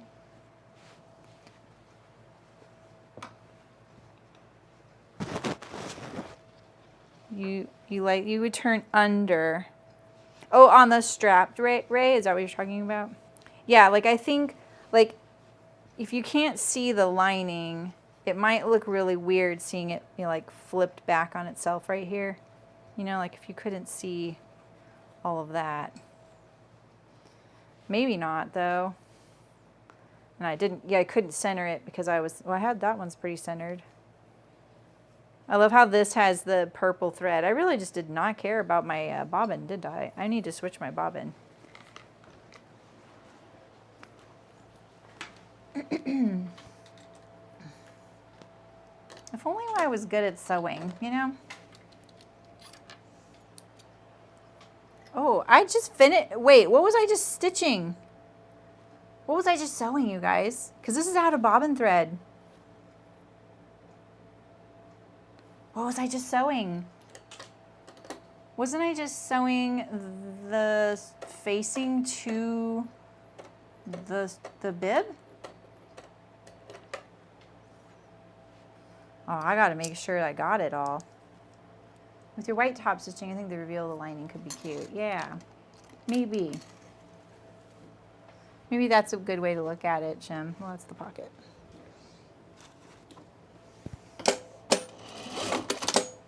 Yeah, kind of a bummer that I didn't have white bobbin on these, though.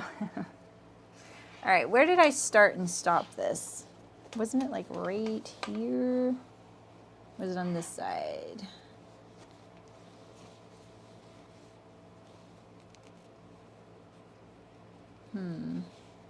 Oh yeah, it is. It's missing its back stitch, and that's it. Wow.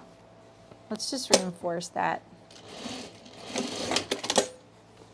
Okay. So now let's top stitch this whole thing. And I'm also gonna top stitch the facing down, but we're gonna do the edge first because it'll be a lot easier to manage the facing once we do. So let's go around.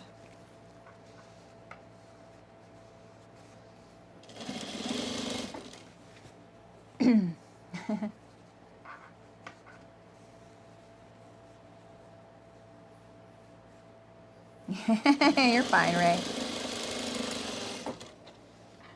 I'm gonna look at the tension there.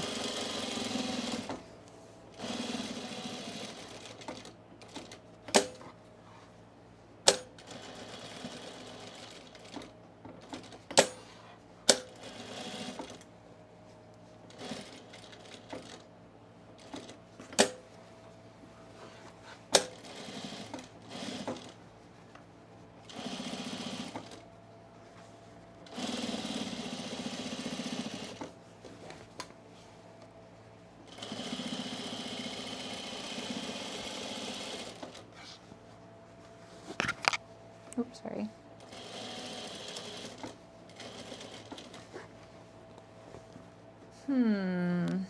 What do you think, Shem? I was going to do 2. But you know, I am top stitching the facing down. However, I could do the facing in matching thread. You know how I did for the pocket definition?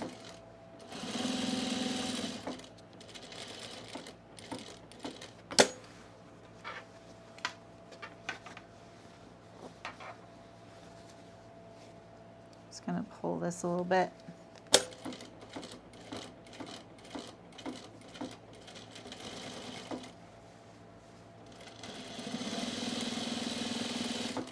What do you think? You like 2? Yeah, I think so. I was just looking at that. Why does this one feel thicker?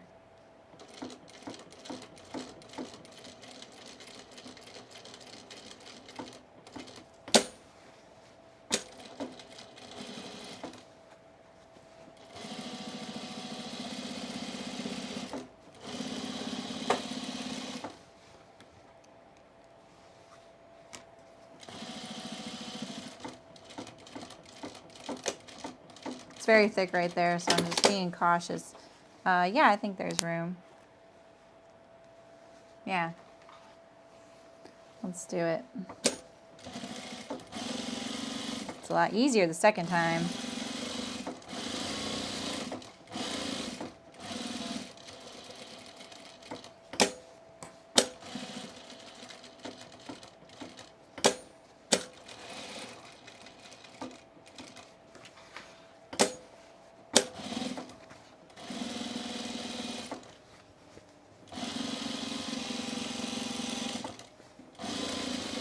I noticed that like my little plants that I put the mulch mats on that the squirrels had been harassing, the plants are doing actually really good. They're recovering way faster, and I think it's because I protected them. I found this extra aloe plant, and I stuck it in this pot that I forgot was, it was the previous owners had left it, and it was like hanging off the railing facing away, so I didn't even see it. I didn't know it was there because the bush had overgrown. I was like, oh, I'm gonna stick this in this pot, and I completely forgot about it and forgot to like get more soil because there was only like half the amount in there. And today I found it on the ground. So the squirrel had, it's like, I just picture them going, it's like, what's this here for? It's like, well, oh shoot, that looks kind of bad right there. It's so annoying that they just think like they know better, you know?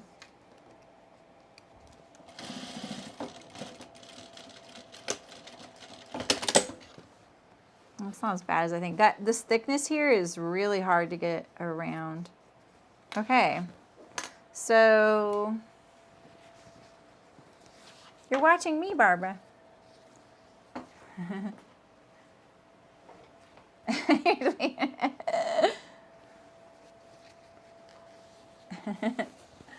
There's 38 people here. They're just all like making lunch or changing a diaper or napping. Do you use top stitching thread in the bobbin too? I don't. That is not a dumb question, Vestigia. I don't. My machine wouldn't do it. I don't know a machine that would, and I don't think it's necessary. I do have to fiddle with my tension a lot. Yeah, I was thinking we could do that sometime. Like, I would really like there to be sew-alongs in the guild, because I was thinking about doing a button-up sew-along this fall. And it could be just separate outside of the groups. Like, it could just be like a how to sew a button-up, and we sew it together, like a class. And I'd be happy to do that with jeans. There are some really amazing jeans instructors out there, and they specialize in that. But I feel like if you've never made them, I wouldn't put my money on one of those courses because they're like $250. I would do that when you're like, okay, now I really don't have to worry about these other things. I'm comfortable doing this. I just want to get better. And if you really want to get better, then you pay for one of those courses, because I know lots of people love them, and they're really good. Unless you're just like, no, I want to learn all of it right off the bat. So, you can't hear about the because that's a lot of my garden. Seeing what happens. Yeah. The aloe, I have tons of aloe. If anyone wants any, just let me know. It grows like a weed.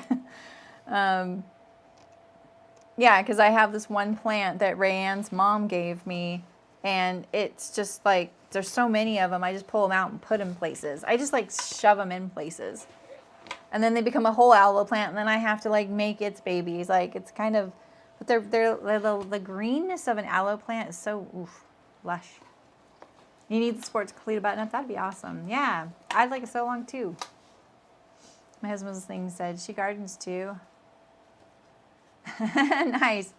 I don't have a garden right now.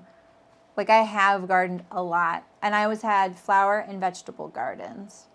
My husband also loves it when we have them, and I will do like all the work. Like I'll create the beds, build the beds, fill the beds, plant everything, get them going. And then he is the maintenance king.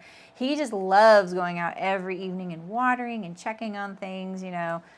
So it's good. And I don't think he enjoys the whole setup and the decision-making part at the beginning, you know. So, and which it's not like I really love that. But you know what I just got for my birthday, Shem? I got these planters that I'd been looking at YouTube videos about like mulch and composting. And I was following this guy in I think Australia or somewhere, but he uses birdies. Have you ever seen those? Am I just the last person to know about these? It looks like a water trough for cattle, but they come in colors. And I told my husband, I was like, I think I'd like one of these, or I would like a few, but they're really expensive. And he said that they were hard to, like, a lot of them were out of stock, but he got me 3. They're not like the huge ones, but he also got them really tall, so they're going to take a lot of soil, but they're more ergonomic. And I can't wait. I'm going to put them where the bird feeders are, but I have to put a deer fence around them, so. And then I'll put some veggies in there, but I grow the types of things we eat. Like I don't grow a ton of different things. He'll want everything, and me, I'll just be like, I want lettuce and arugula, a few herbs, maybe tomatoes. That's it. Yeah, your garden, Aisha, is so good. I used to have a beautiful like yard garden with that, but all your paths, I think my house now is there. And so I like to say I'm gardening, but really what I'm doing is maintaining all the things that the previous owners had put in. And he was very, very good at colors in the yard, and I am so appreciative of this. He liked contrast, and he was really good about height and things like that. So that is pretty neat. I really love that. So I will plant things like I have a lot of containers and succulents and things right now, and houseplants right now. As far as outdoor stuff, I focus on natives. So a lot of people aren't really into those, but I'm very into planting natives. Yeah, right, Vestigia? I know. Birdies. They're called birdies, like a bird. Oh, I know, Fiona. They're not going to be near the planters. It's just over in that area. Yeah, our deer are crazy too, so exactly. They're called birdies, and I just like them because they look nice. You don't have to build anything. They'll last forever. So you can get them in different colors like sage green and gray and stuff. I think he got just like the default color, which is like a sage green. Okay, so when you attach the bib, I was going to top stitch this bib though. Sorry guys. We'll just put in a, no, you know what we could do? Yes, let's put in a purple bobbin and we'll do it that way. We'll do it from the inside then. Oh, that's not the purple I thought that was. This is not quite the right purple. Okay, we're going to have to do it from the top. Oh well.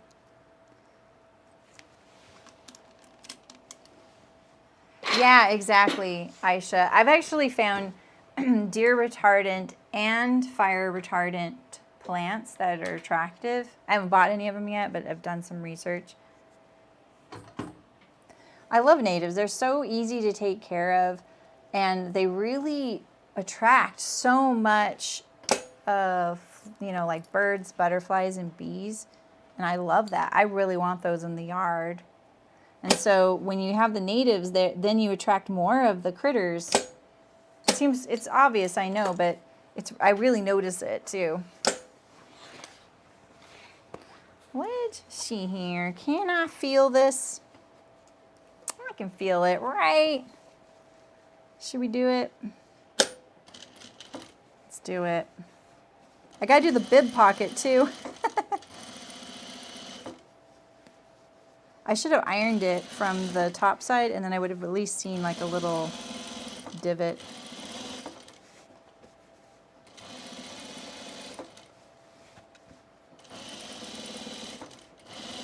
One of my favorite things to do though is deadheading. I love in the fall going around deadheading things, and I've been wanting pruners. No, hedge trimmer, and we finally got one. They had one on like a really great sale recently. I don't need it yet, but I can't wait to use it because we have this, there's this huge mound over by the little cottage, and it's filled with lavender and different varieties of lavender. Lavender is awesome, but it really is not the most attractive plant half the time. And so I'm really looking forward to being able to take the hedge trimmers over there and just be like, meow. Because they look so scraggly, you know.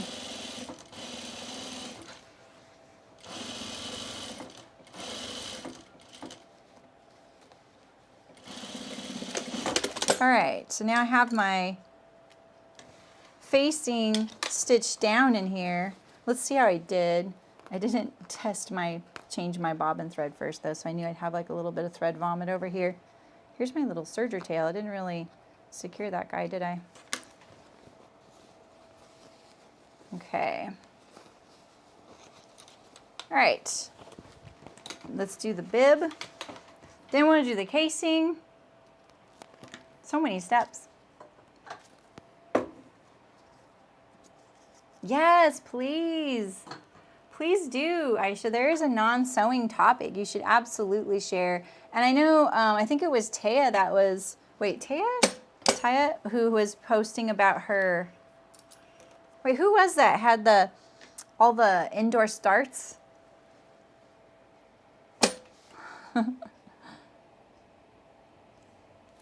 Yeah, I've just been like, I've been in our place for 2 years, and I've been trying to, okay, if I could someone just tell me not to throw this away after I use it? This is the 3rd time I've dug it out of the trash. Okay, we're putting it right there.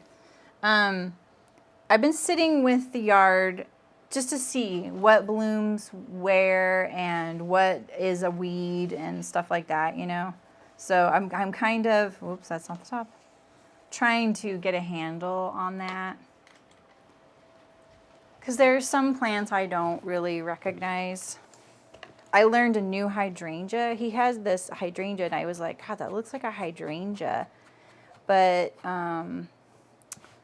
it didn't quite look like a hydrangea because the bark is shaggy, and it's called an oak leaf hydrangea. It's actually really cool. The blooms are more conical, like a lilac. See, I know a little bit about gardening. My mom uses me to identify her outdoor plants, which is hilarious to me because my mom has the greenest thumb of anyone I've ever met in my life. But she's really good at house plants too. So this oak leaf hydrangea, when the blooms die, they turn this really lovely shade of brown. And I know it sounds funny, but they really do. The dead blooms are very attractive, and I noticed this, and I asked the guy, I was like, what is this? And he said, oh, it's an oak leaf hydrangea. He's like, I love it because when the blooms die, they have this really pretty bloom. I was like, that's exactly what I thought. So I have to hem all of this. This is interesting. You have 2 oak leaf hydrangeas. Neat.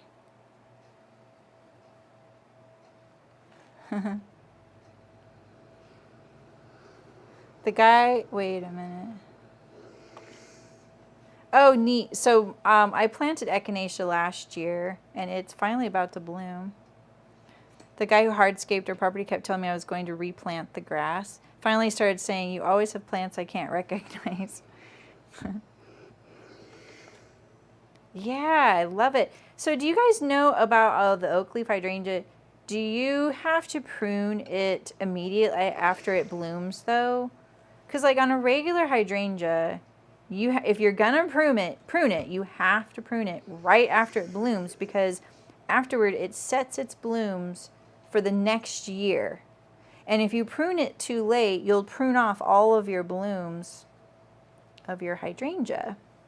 Took me a year to figure that out, because I pruned them all off one year. On half the bush, not all the bush. Oh, that's really cool.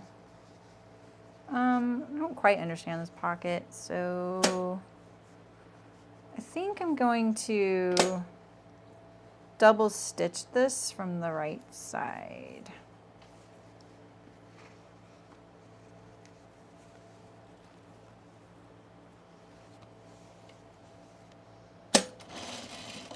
Right now I'm trying to finish moving all this wood. We're almost done, but we have a rattlesnake under this tree. Did I tell you guys about the rattlesnake? So now we're like, we got to do something about this rattlesnake. We've already killed 2 this year, but this guy is big. He's an adult. I'm not doing it.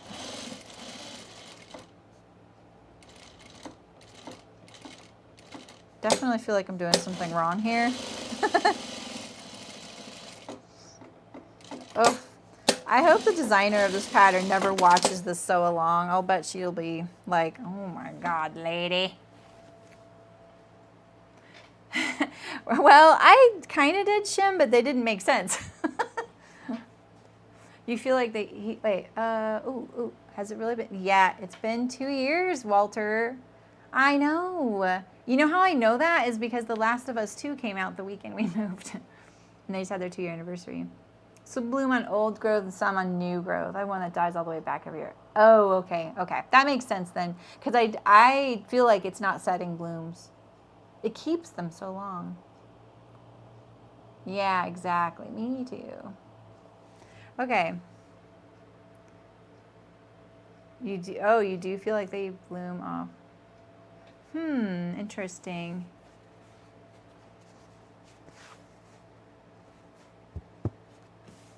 All right. Let's place the bib pocket. It's pretty low in the picture, in the marking. I think I'm gonna put it where I just think it looks good, like right about there. So the casing will be like right here.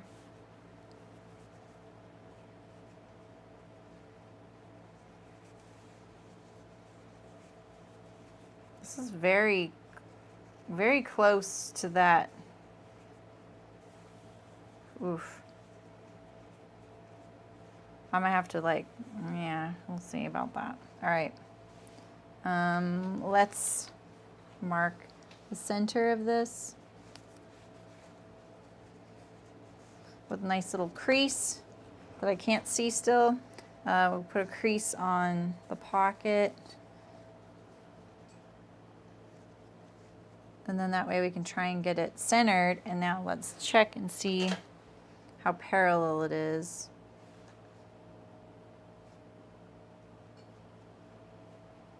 One 3/8 and do I want it a little lower? More like that.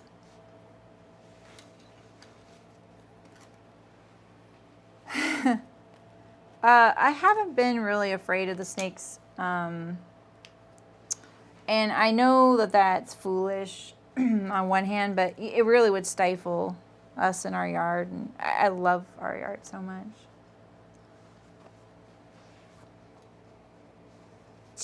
Garden answer for the hydrangea. Oh, thanks, Missy.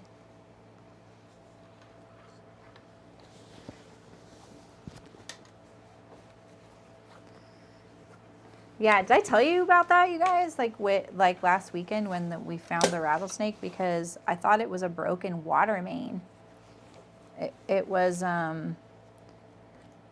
so sudden. It was just like this, psst, and I was like, uh-oh. And we've been having some. We have a well, and so the one thing I hate about a well is that, like when I worked at the city and we had our own water department. You could tell if a customer had a water leak when you went to read their meter, because it would be spinning or the usage would be higher. There was a lot of ways. You could shut your water off to the house, and if your meter was still spinning, you knew you had a leak. Like there's different ways to detect it, right? With the well, I'm unfamiliar with how to do that, and it makes me feel really vulnerable, and I feel like we have a leak somewhere. My husband doesn't, but I do. I'm like, nope, the soil just feels like we have a leak over here. And the thing is, we're between two creeks, and there is a spring behind our house, so maybe it's just the soil is like that, you know? So he could be right. So when I've been thinking about this a lot, and then when I heard this, like a sudden like psst, I was like, oh, that sounds identical to a broken water main, and I couldn't find the water. And I waited because I was like, maybe it's a rattlesnake, but it doesn't sound like it. It's not rattling. It's like this hiss. And so Noodle, the cat, was just kind of like licking himself over, like off to the side. Dogs were behind me. Michael was down the driveway with the tractor. He was dropping some wood off. And I waited and waited, and he had to come back up. And then I finally was like, you know what? It's water. Like, this is a water sound. I know what that sounds like. That is water. I don't know what pipe is over here besides the one that goes to the house under the driveway. We're nowhere near that, but well, the well is the pump is pretty. I don't think I would, Pam. Hi, by the way. Yeah, because it's in the pump house. I don't think it. I'll have to look, but thanks for saying that. I'll check it out. But yeah, so I went over. There's a fallen tree. It's not fallen. We had it cut, and then the tree trunk is still there, and it's massive. They didn't process it, and this is one of our problems with our wood right now. And because we have all this wood to process, and that's our last thing. And so it's there, and there was a little weed, just a little weed right in front of it. And I was like, it sounds like here. I was like looking at the ground, looking for water, and I pulled the weed back, and right there was a full-grown rattlesnake, and it was mad, and it yanked back. It was like, and I was like, okay. I just kind of was like, got the pets, and kind of moved away. When Michael came up, he's like, yep, let's go in now then. Let's get the pets in. And like 45 minutes later, the snake calmed down enough to where it was rattling. You could hear the but before that, it was so mad. It was such a constant rattle that it was hissing. It sounded like a hiss. I was like, oh man, it is mad. Maybe it's on eggs or babies. I don't know. I'm not going to find out. So I think I can have animal control come out, because I just saw someone post that they had someone out there. All right, what do you guys think? I think this is not a good design. That's true, Aisha. Yeah, I've used ag extensions. If it's outside the house, I wouldn't hear it. Yeah, it is. It's in a pump house, kind of far. It's a very, very deep well. Much deeper than it needs to be. But we got a lot of water. What was I about to say?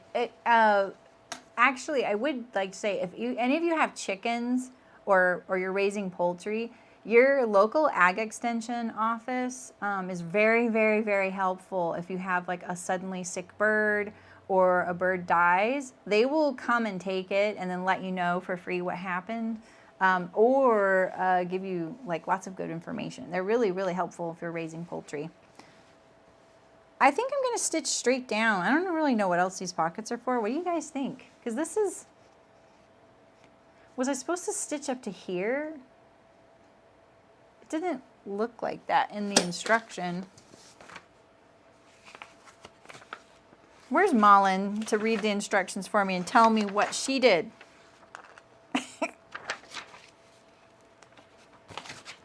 Here it is. Yeah, it just shows top stitch around, pin the pocket to the front bit. So all I've done at this point on the instructions is you hem just the top edge, just this one top edge, okay? So I think you're supposed to attach the bib like this. I wasn't supposed to hem these edges. Stop stitching the pocket by making first a 2 mm from the edge and second. The pocket will help keep the bib facing in place. Reinforce the top of the pocket with a tight zigzag stitch. Yeah. So yeah, I think you were supposed to start and stop here. I think what I'm going to do is make just a pocket. I don't know. And I don't have a zigzag, so we're going to do Phoenix bar tacks. I should have done an X. That would have been cuter. We'll do our bar tack first. Whoa.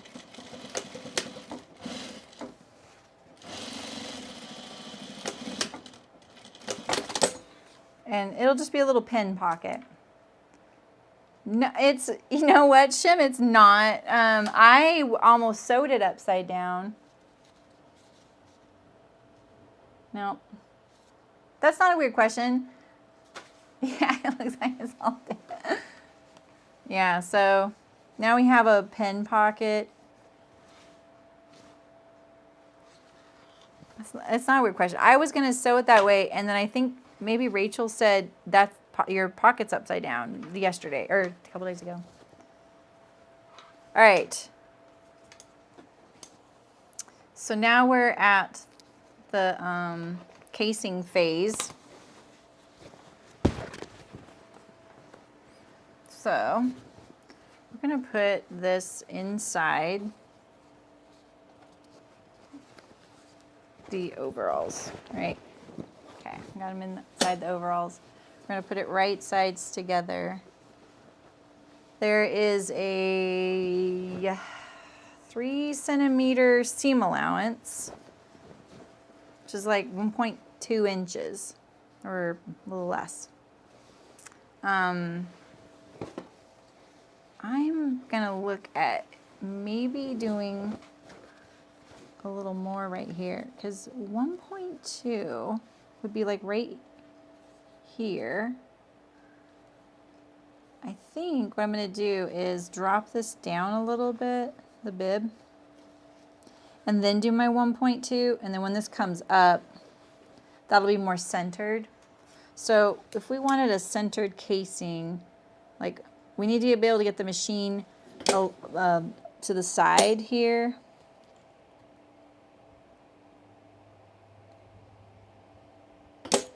So maybe making this whole thing like 1 1/8 inch wide centered over this, right? So we'll do a visual.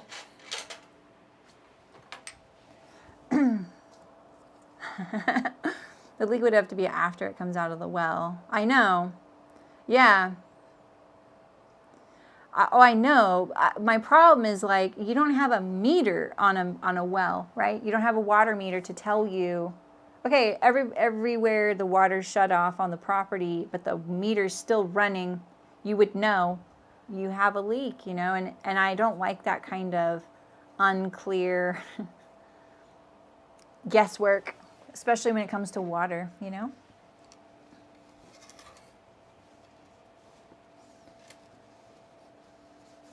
I feel like I've never heard the pump. Yeah. Yeah, I don't know. I'll have to ask my husband about that one. I was so paranoid about the amount of water we had. We had someone come out and figure it out for us. We're fine, by the way. We're fine for really fine. But, you know, it's still kind of a mystery. So, all right, if I want that to be my finished casing there, then my seam needs to be right here. And that's more like a, it's like 7/8 of an inch. So if we want this, we're going to do this 1 1/8 or 1.2 like it said. Right? So if we do this, we need to have enough of this fabric cover this right here, like that. This is such a weird way to do this. I wish this just had a seam allowance and this had like a, I don't know, whatever. How is this finished here? Is this like overlocked and then top stitched down? Because we need enough space for that. So if I put that up there,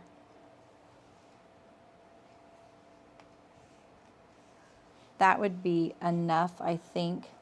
So I'm moving this down 5/8 of an inch.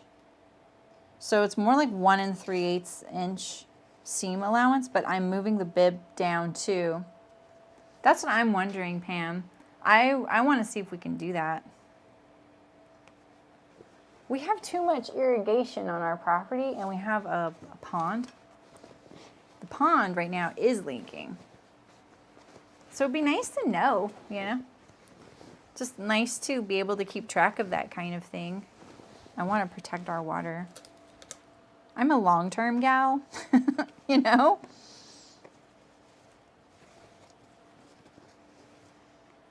All right, I'm going to pin this here.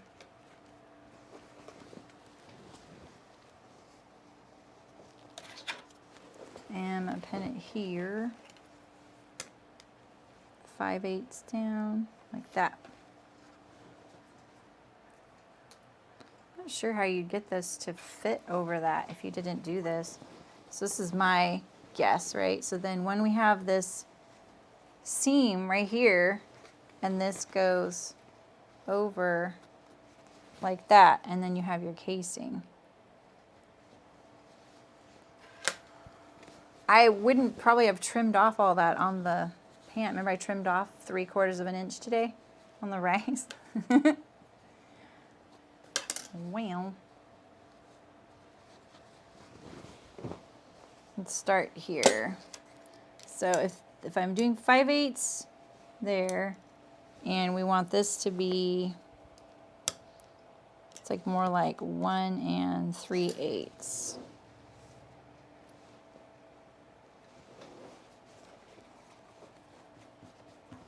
Maybe we could draw it on here. Let's just make sure.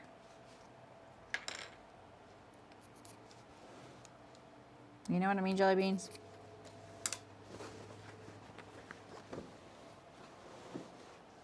Exactly. Well, and like I said, there is a spring.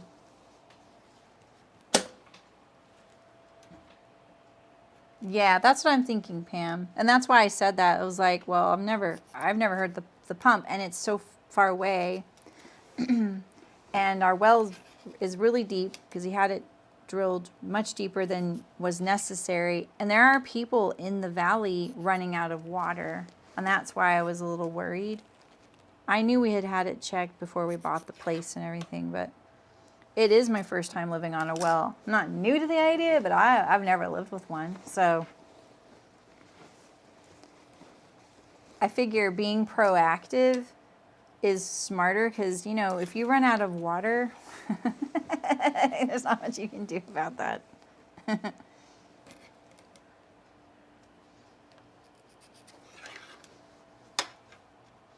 And, you know, we're in a drought, so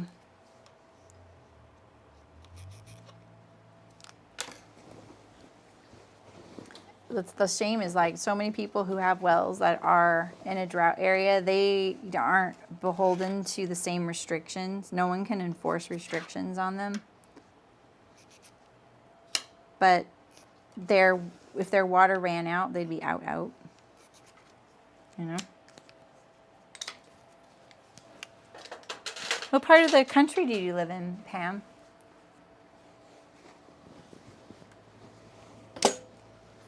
All right, let's do this.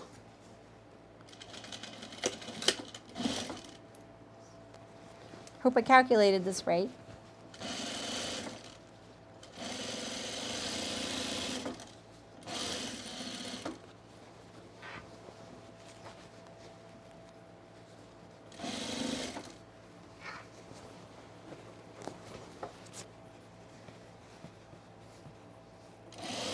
maintain that 5/8 right here, and then it's more like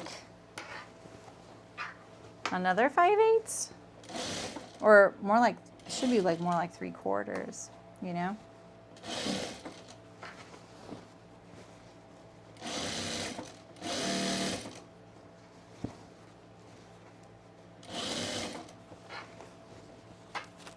It's all coming together. This garment's gonna get so much use. It's so nice when you can just throw on something over your clothes to go do something, you know? I've always had coveralls. Like when I worked on a farm, I always had coveralls. And those are just so bulky and get gross. Well, they do on a farm, they get kind of gross. All right, let's check this out before we finish it. So we have, this is the casing. It's gonna cover that up. I think that'll work. I'm just gonna overlock that edge. I'm supposed to trim this one down, so let's trim that down. And then we'll overlock this edge and top stitch it down. Put my draw cord in. Easy peasy. It's looking nice too.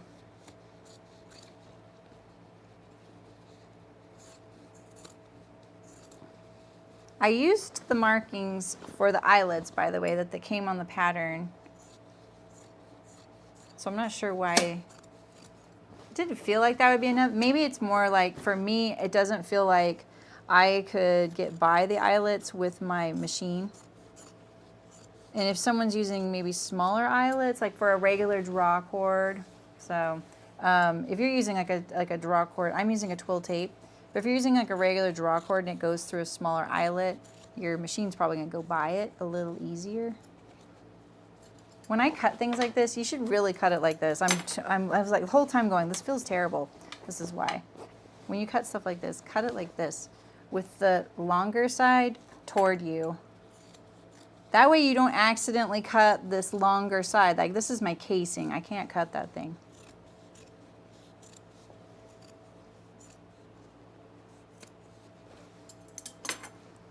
All right, let's go to the serger. Oh, wow, that's amazing. Yeah, our pressure is really good. We have a lot of minerals where I live. It's very heavily lava, volcanic.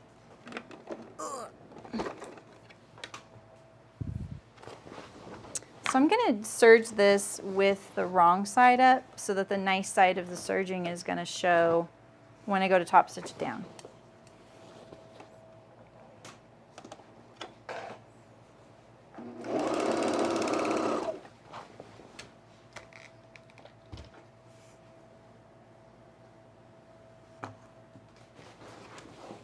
They're getting really heavy. The knee pads really added some weight.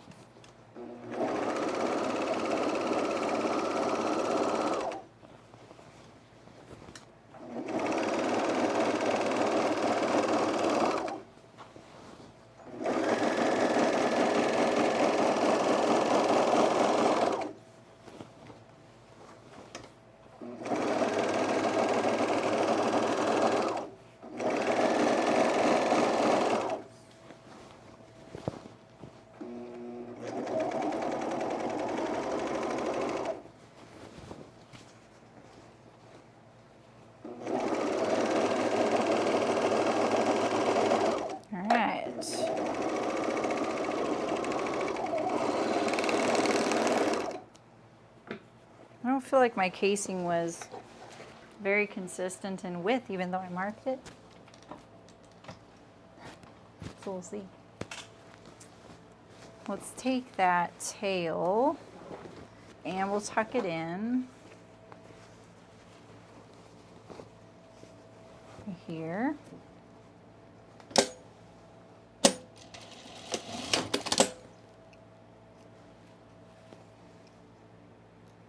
All right, now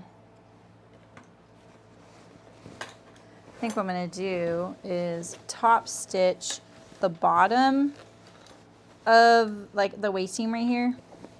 so the other one lays nice and flat really easily.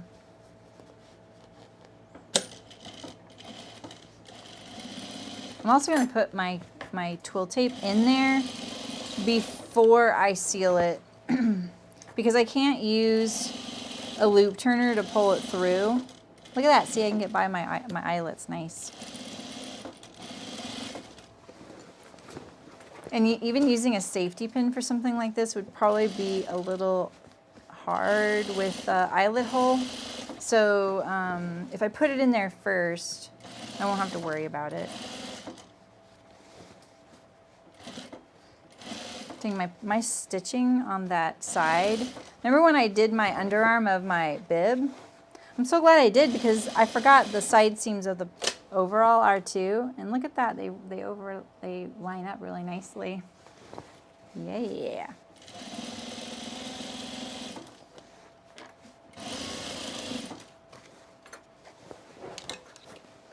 Oh.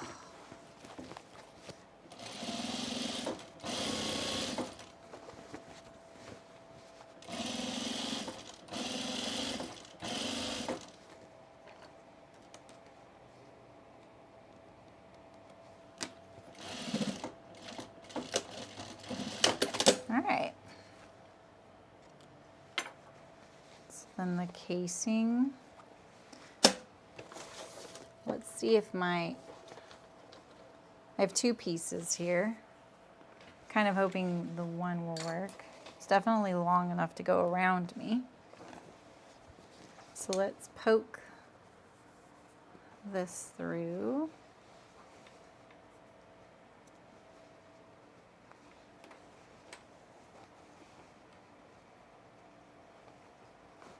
Like this, and then we'll go around like this.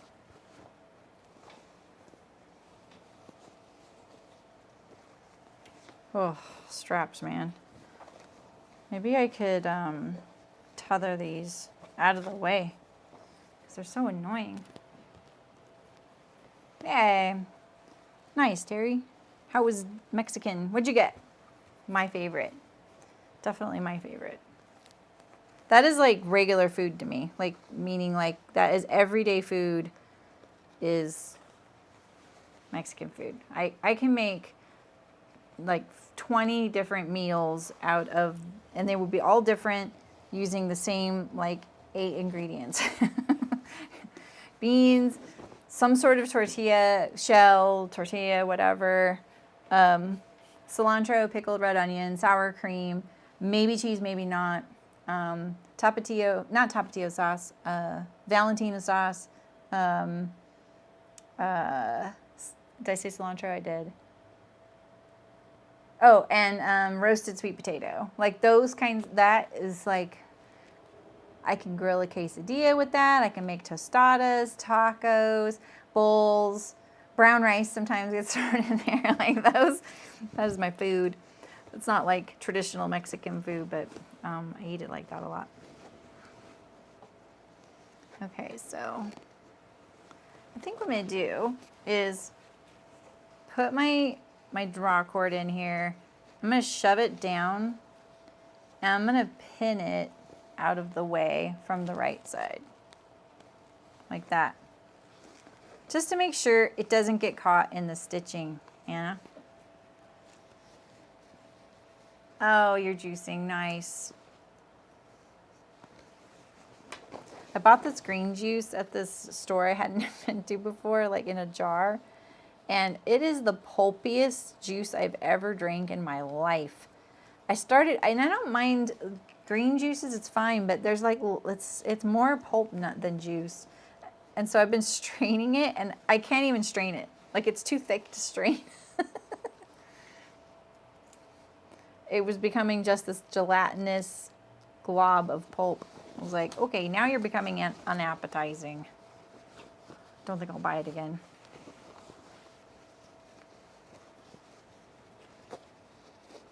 All right, I'm just smashing that down there. I was pinning it from the right side. Now I'm just pinning it from the wrong side. But I'm just trying to get it away from the edge that I'm about to top stitch.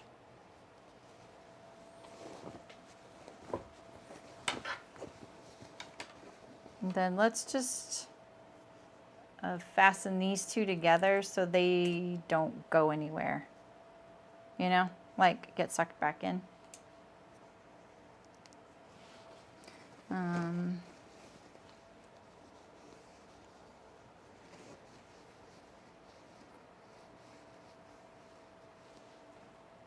Yeah. Oh, okay, in Pennsylvania. All right.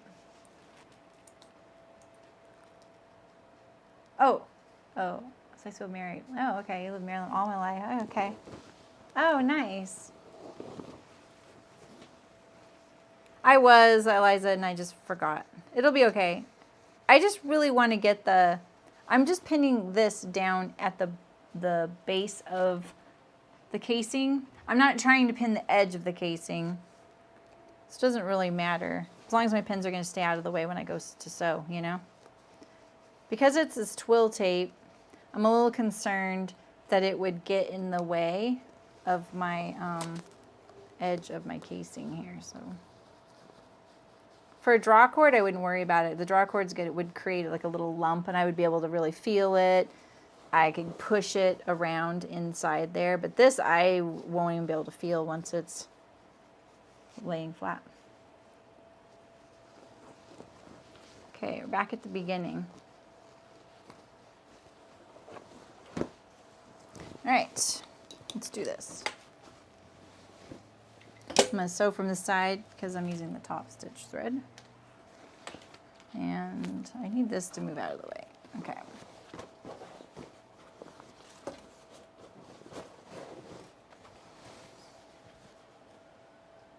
It's right here. This is the juncture also where the facing was stitched, so I just wanted to make sure I'm stitching on the right line. I think it's this one here.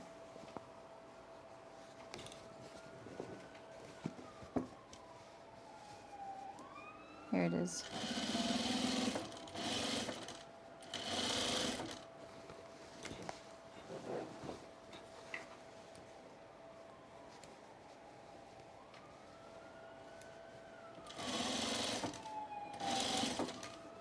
That sounds like a really big adventure, Pam.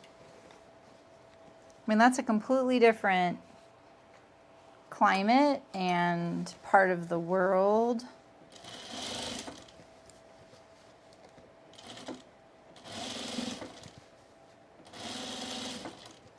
I'm having a little trouble discerning the casing and trusting it because I can feel this facing under here.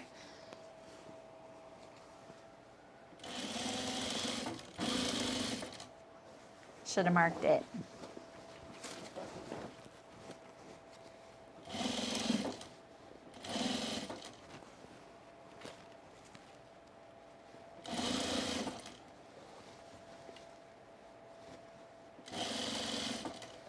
Because I don't want to go too low on the casing either.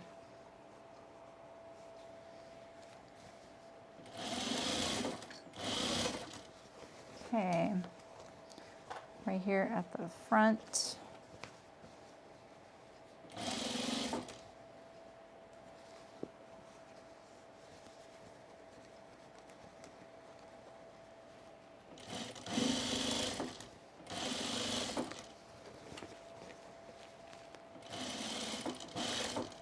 I feel like I'm about to fall off the edge, but when I pull it back and look, it looks so much wider.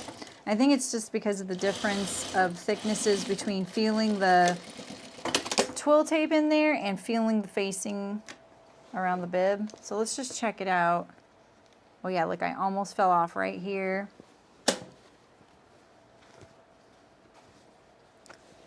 Okay, I made it. Whew. All right, let's get rid of these pins. So now the casing is done.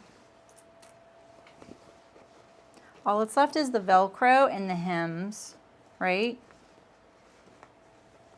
Isn't there another pin here? No, maybe it's on the right side.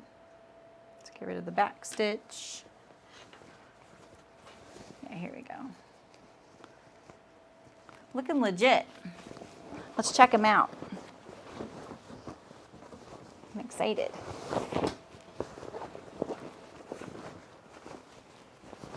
Lightweight denim can really add up to feeling not as lightweight as you think, you know?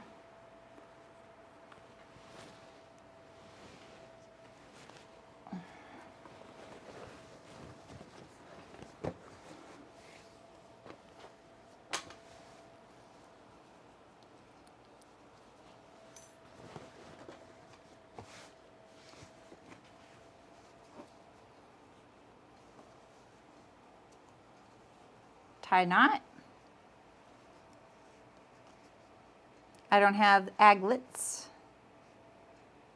or cordons.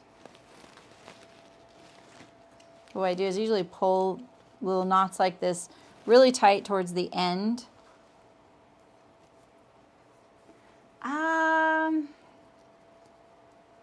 More like maroon. Yeah. So it's like a red wine, I would say. So then I would say that's more like maroon rather than purple. There's something down below my window. I'm on the second floor.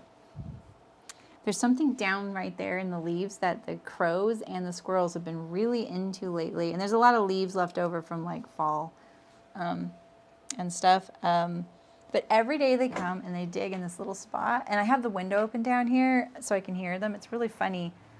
It looks cute. Oh, I should make sure I didn't catch my draw cord. Let's check it out. Okay, that's all good. All right, I made it. The other way you could secure your draw cord is to stitch it down the center back if you're worried about it. Oops, pulled the wrong side.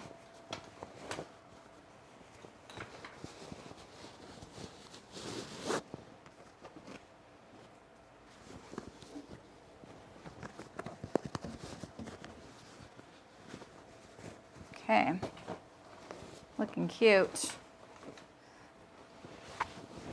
All right, so I'm gonna figure out, I'll probably have to figure out the Velcro when I'm wearing them, and if I like it like this,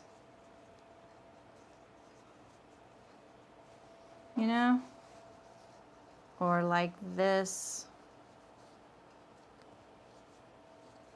Oh, I love quesadillas. Fun fact, if you go to a Chipotle, you can't, I don't think you can order a head like this. And I think now it's officially a menu item, potentially. But you can get a quesadilla, and they're amazing there. So they take the tortilla, they put whatever you want in it, and I only get chicken and cheese, and that's it. And then I put it, and I get some beans too. And then, or sometimes just beans and cheese. Then they put it on that press that kind of crisps it and makes it all hot, and oh, it's really good with their guacamole. So I hate it when we're ordering online, like when it was like me and my family and everything, when they were staying with us, we would sometimes order from there. You can't order it on there. It's like a kid thing. So it wasn't really on the menu. So good. I don't know if Chipotle's are nationwide, but they are here. It's like gringo Mexican food.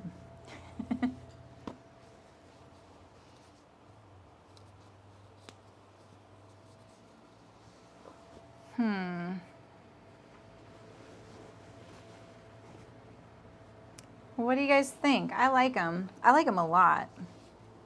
I think the elastic's going to be kind of weak after a while, but it'll last a while, you know? So I like the way this looks. It looks pretty clean, you know, without the turn back like this. And I think if you can't see these inside of these straps, I wonder, like if it was just on the body, what would you think about seeing this little contrast right there? I don't know.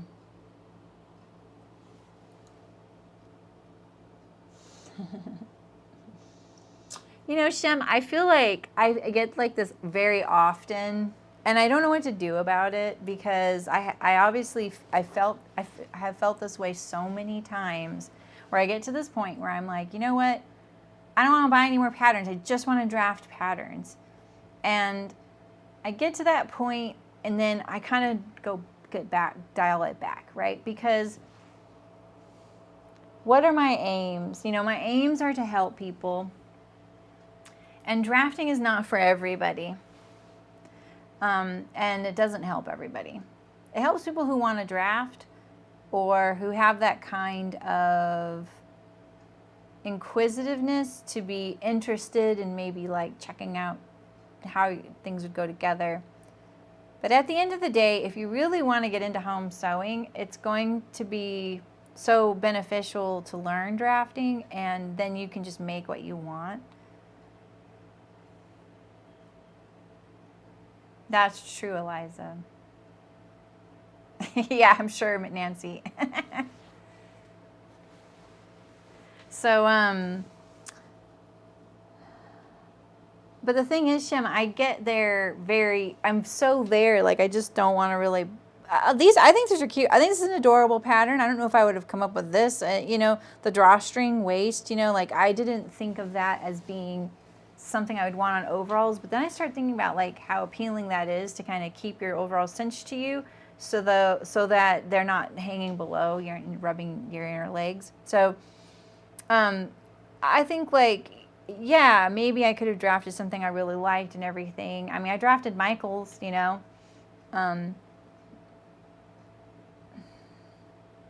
Yeah, they turned out really good. I agree. I like them. He loves them. So, and if I really wanted to, like, if I was like, well, I'm only going to focus on building my YouTube channel, I would be only sewing new release patterns from really big companies. No, Walter. Oh my God, that just sounds terrible.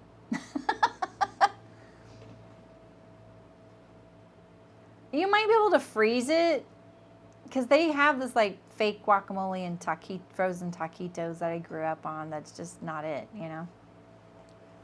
You just gotta come to California, Walter. I'll make you some guacamole. I talked to a lot of British people who are like some of them have had it and some of them just can't even imagine what it is, or an avocado. It's really funny. I'm like, I don't even know how to describe it. So then here's my big patches, and these two, like this pocket here, I shortened these. My trash can's attacking me. So I shortened these pockets. So see, here is the original length, and I shortened them 2 inches. It's still a pretty big pocket. This one over here is gigantic though, and I'm going to stitch down. Maybe I'll do that right now. I'm going to stitch down because look, this one goes to the seam, and this one goes past the seam. So I'm going to stitch down right here and make this a little tool pocket. I already have this one here that they make you do. But I back stitched right here, so I need to undo that. And then this could be like a pen pocket if I want. I'm not going to carry pens out there though, you know. So maybe I'll do that right now. Would have been easier to do that before I put the bib on. Yeah, I'm not sure I like the contrast turn up at the strap either. My only issue is function. It'll be easier to use them if I can go like this rather than underneath. Oh, cool. A grown-on sleeve to a sleeveless dress, yeah. It isn't bad, just not as good. It's okay in a pinch. That's good to know, Barbara. You can freeze eggs. Did you guys know that? And cheese. I was like sharing that.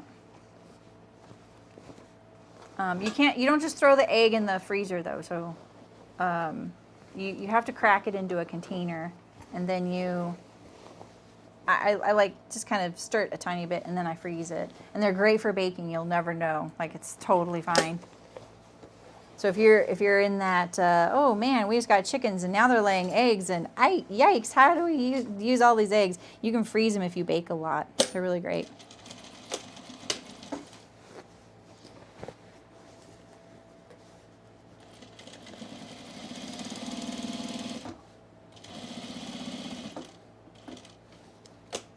Maybe maybe I shouldn't have done white.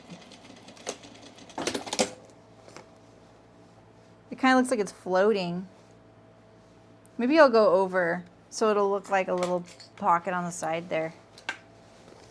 Oh, I'm just going to stitch in the line of the pocket that's already existing.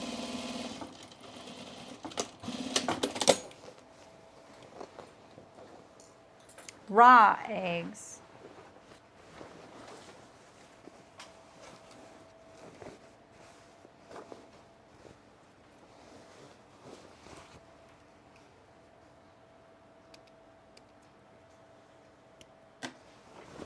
Yeah. Oh, look at that. That looks kind of cool.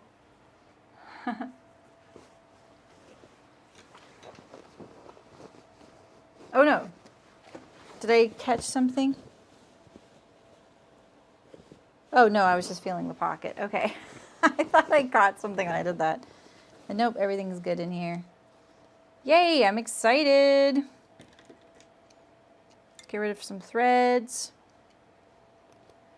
I wore a shirt today so I could try them on.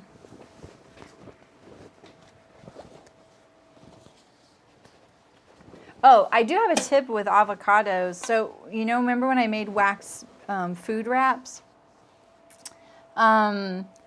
We put those, I have a small one that I made just for half of an avocado. That keeps my avocado green. It's not like bright and shiny green, but that little wax wrap works way better than anything else. And there's also methods where you can store it face down in water. I don't like that. I don't like my avocado getting watery, but those little wax wraps are really great. You can buy them. Making them isn't hard. It's just like, it's not hard. It's just a lot to do. Oh yeah, totally, Aisha. Everything like that. Veggies. I love freezing. The only problem with freezing stuff is freezer space. And if you don't have a chest freezer, it can get really piled up. So like when we did apples, people were always like, can't you just freeze the juice? I'm like, where am I going to put 24 gallons of frozen juice? And it's not like we had gallon jars. You know, finding half-gallon mason jars is actually pretty hard, and they're really expensive. And so we had to do quarts. So picture 24 gallons in quart jars of juice. We canned it because then you can just put it in the cupboard and put it in the laundry room. You can tuck it everywhere. You can give it as a gift, and it doesn't have to be, it's not out of the freezer. So, oh, I do that too, Delwyn, yeah. Yeah, but it really only keeps what's near it green, you know? So I just put the little wrap on it too. Helps. Yep, frozen cheese. Yeah, it's nice if you can only come across like a huge block, so. Oh, that's smart, yeah. That's smart, Aisha, yeah. I have one from doing the chickens, and it's pretty full. Yeah, pressure canning is great. It's just a whole nother animal. It's true, especially if you have tomatoes, you really have to have a pressure canner. Yep, and meat, yeah. If you want to, you can pressure can meat too.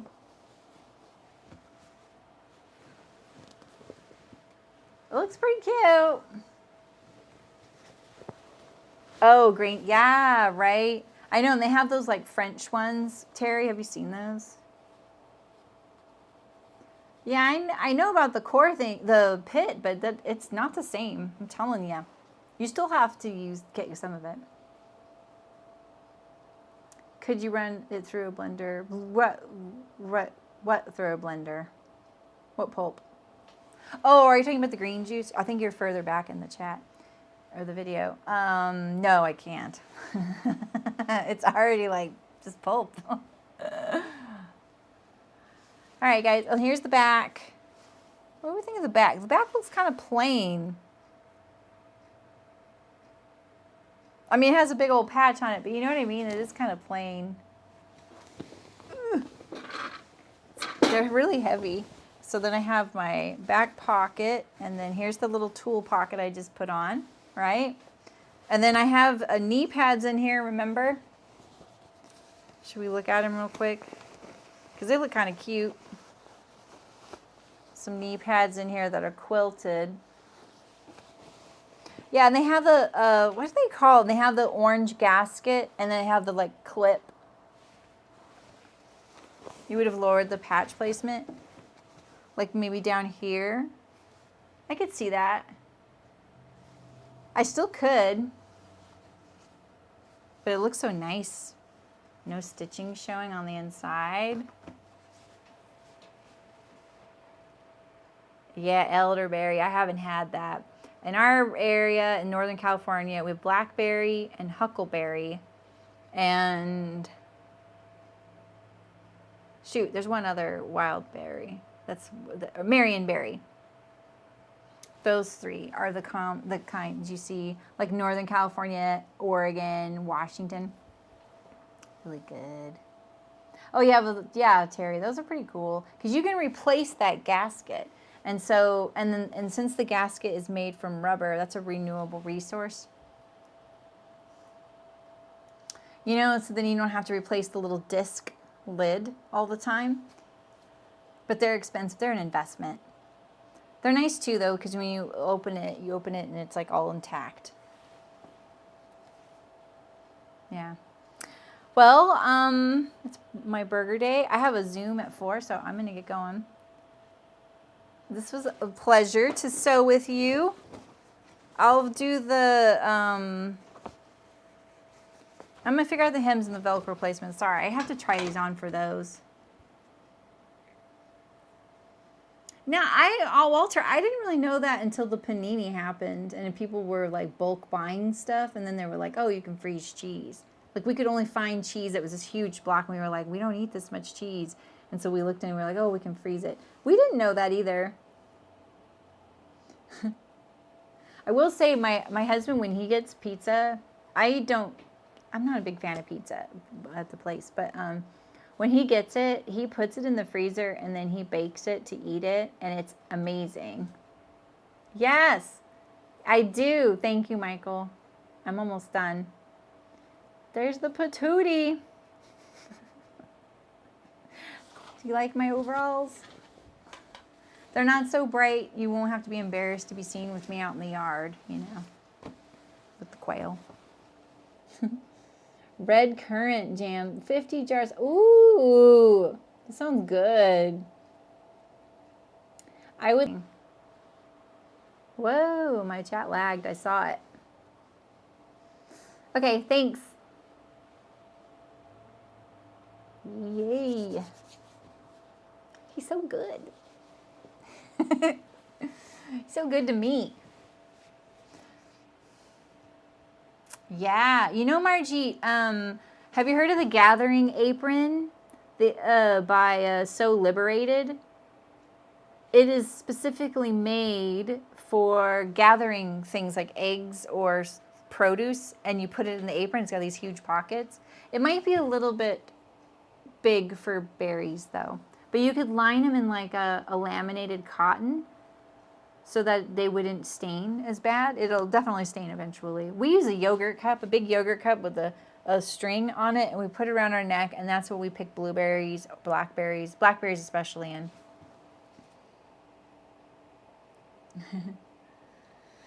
All right, well, I'm going to head out, you guys. Thanks for coming. Next week, I'm making the James over shirt. Do you want to see a picture real quick? Let me pull up a picture. I think I have one handy. Nope. Here we go.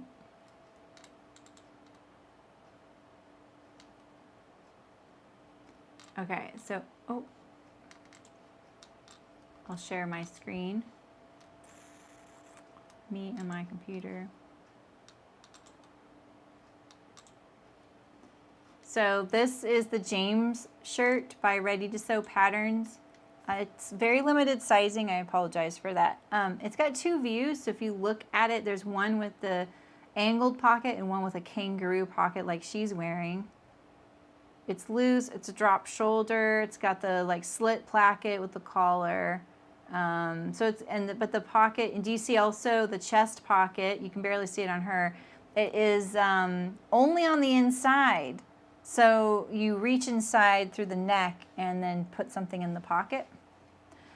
And it has the stitch down like square style collar. So it's not anything like I've sewn on stream before. So I think that that'll be kind of fun for that. I just kind of stumbled upon it, and I think it'll be really great. I'm making it in the sunproof fabrics too, so yeah. Yeah, you use plastic. Yeah, for berry picking, Margie, I know. It's nice to have your hands free. We just poke a hole in the yogurt container, wear it around our neck, and then we can do this. So, all right, you guys. Have a great weekend. I can see the stream lagging again. I'll see you guys soon. Next week, same time, same place, Wednesday. Later, Gators.